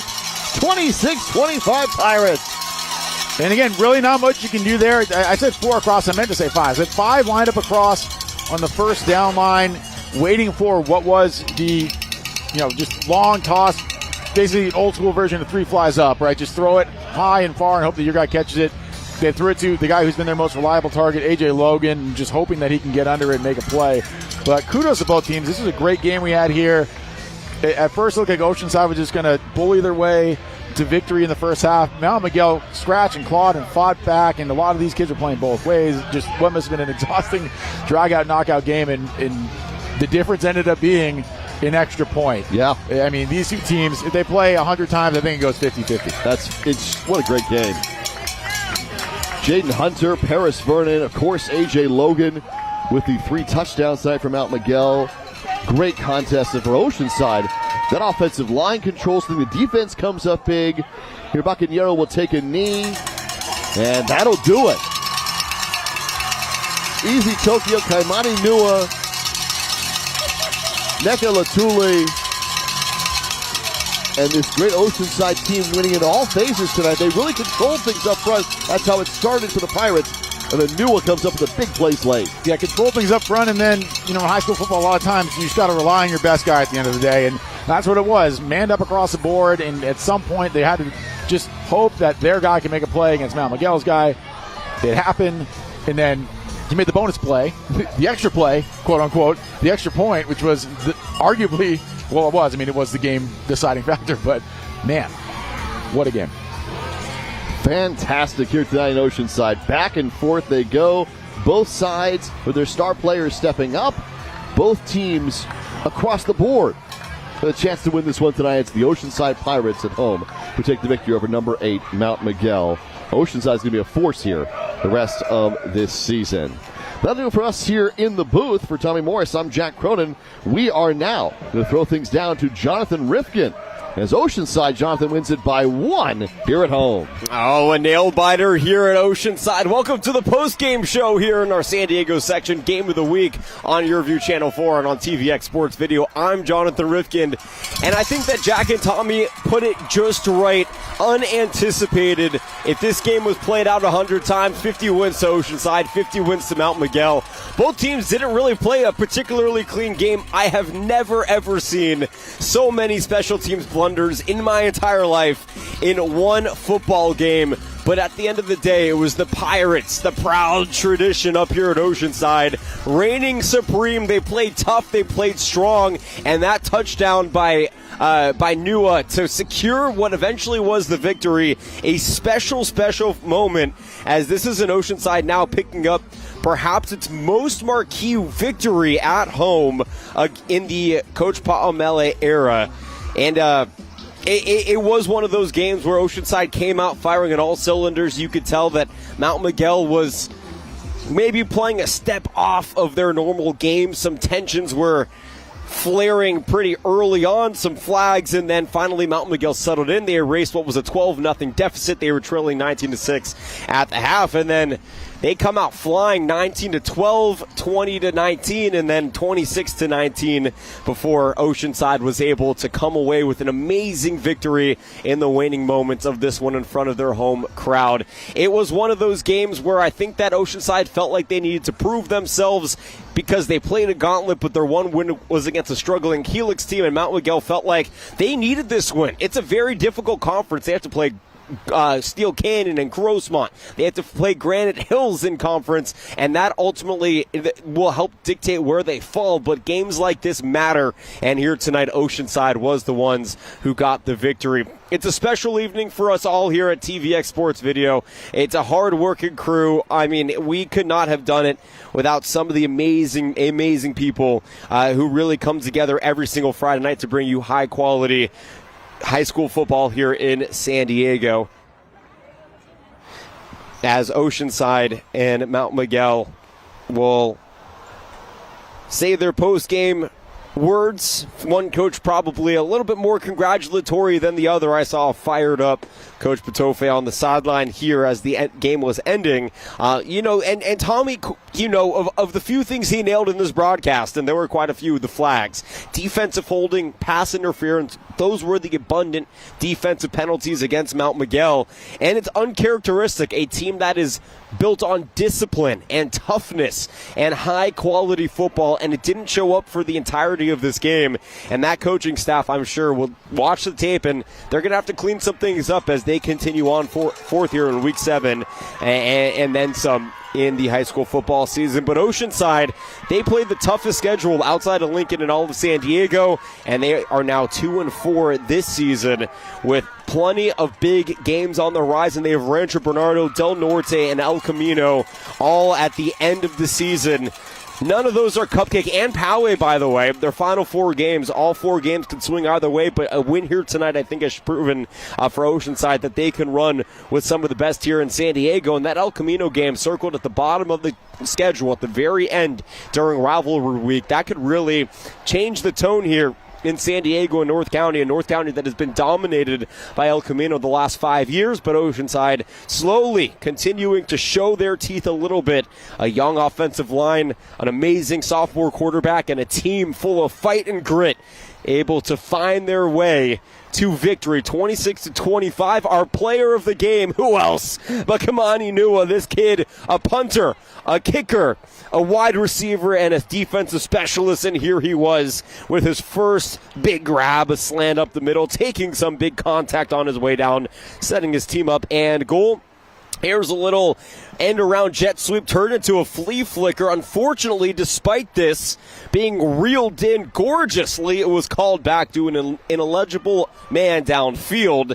So even though Newell may have had another touchdown, here he is on the punt, and they called this one the drop kick. You might see Rugby Sevens here on this feed tomorrow, but you're getting a taste of it here tonight as Kimani Newell was able to evade pressure en route to getting a clean punt off. Not an easy task as a the punter, and certainly not one that you learn here at the high school football level. And then, of course, the dagger. Man-on-man coverage against one of the best in the nation. That's Brandon Arrington in man-on-man coverage. Nua did not back down, and he has earned our player of the game here in San Diego. Let's cap it off with a PAT 26-25 Oceanside, and that's all she wrote here in week number 6. It's been an amazing evening of high school football. Jack Cronin and Tommy Morris were the voices in your ears all evening long. We had a full staff of the hardest working people in San Diego from the top down. Randall and Joseph and David are amazing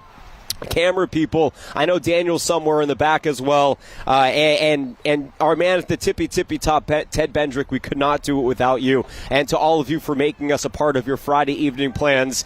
And all the gratitude in the world here at TVX Sports Video and our partners at Cox. But that's going to do it from Oceanside, California. For all of us here at Oceanside, my name is Jonathan Rifkin saying so long and good night. The Pirates are victorious over the Matadors 26-25.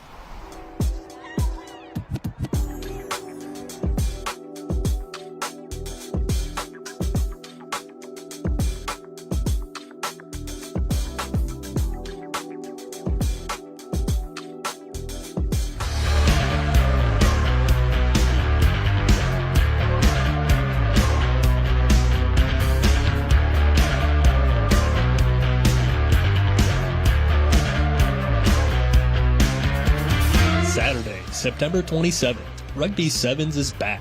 From Dignity Health Sports Park in Carson, California, it's stop 1 of the West Coast Sevens. Watch all the action live on YouTube at TVX Sports Video.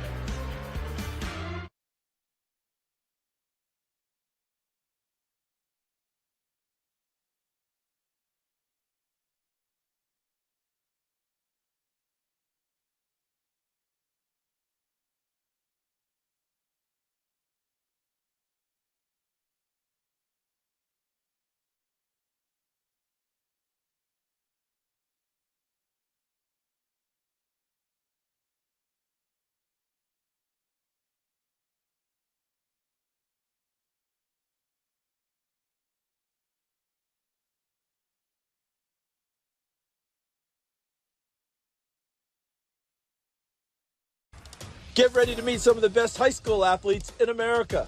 We'll meet football prospects on both sides of the ball. On defense, we have a 5-star defensive end in Charlotte and an elite cornerback in Baltimore. Then on offense, we'll also introduce you to top quarterbacks in Texas and California.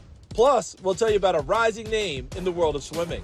Those stories and more are coming up next on Sports Stars of Tomorrow.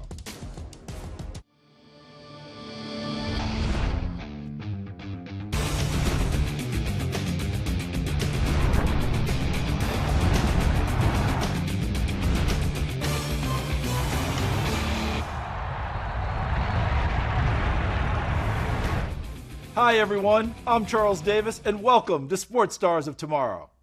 It's not unusual for young athletes to grow up loving one sport, but later learn they have a gift for another. Today's show begins in North Carolina with a defensive end who's left one field of dreams to focus on his football future. And that's this week's 5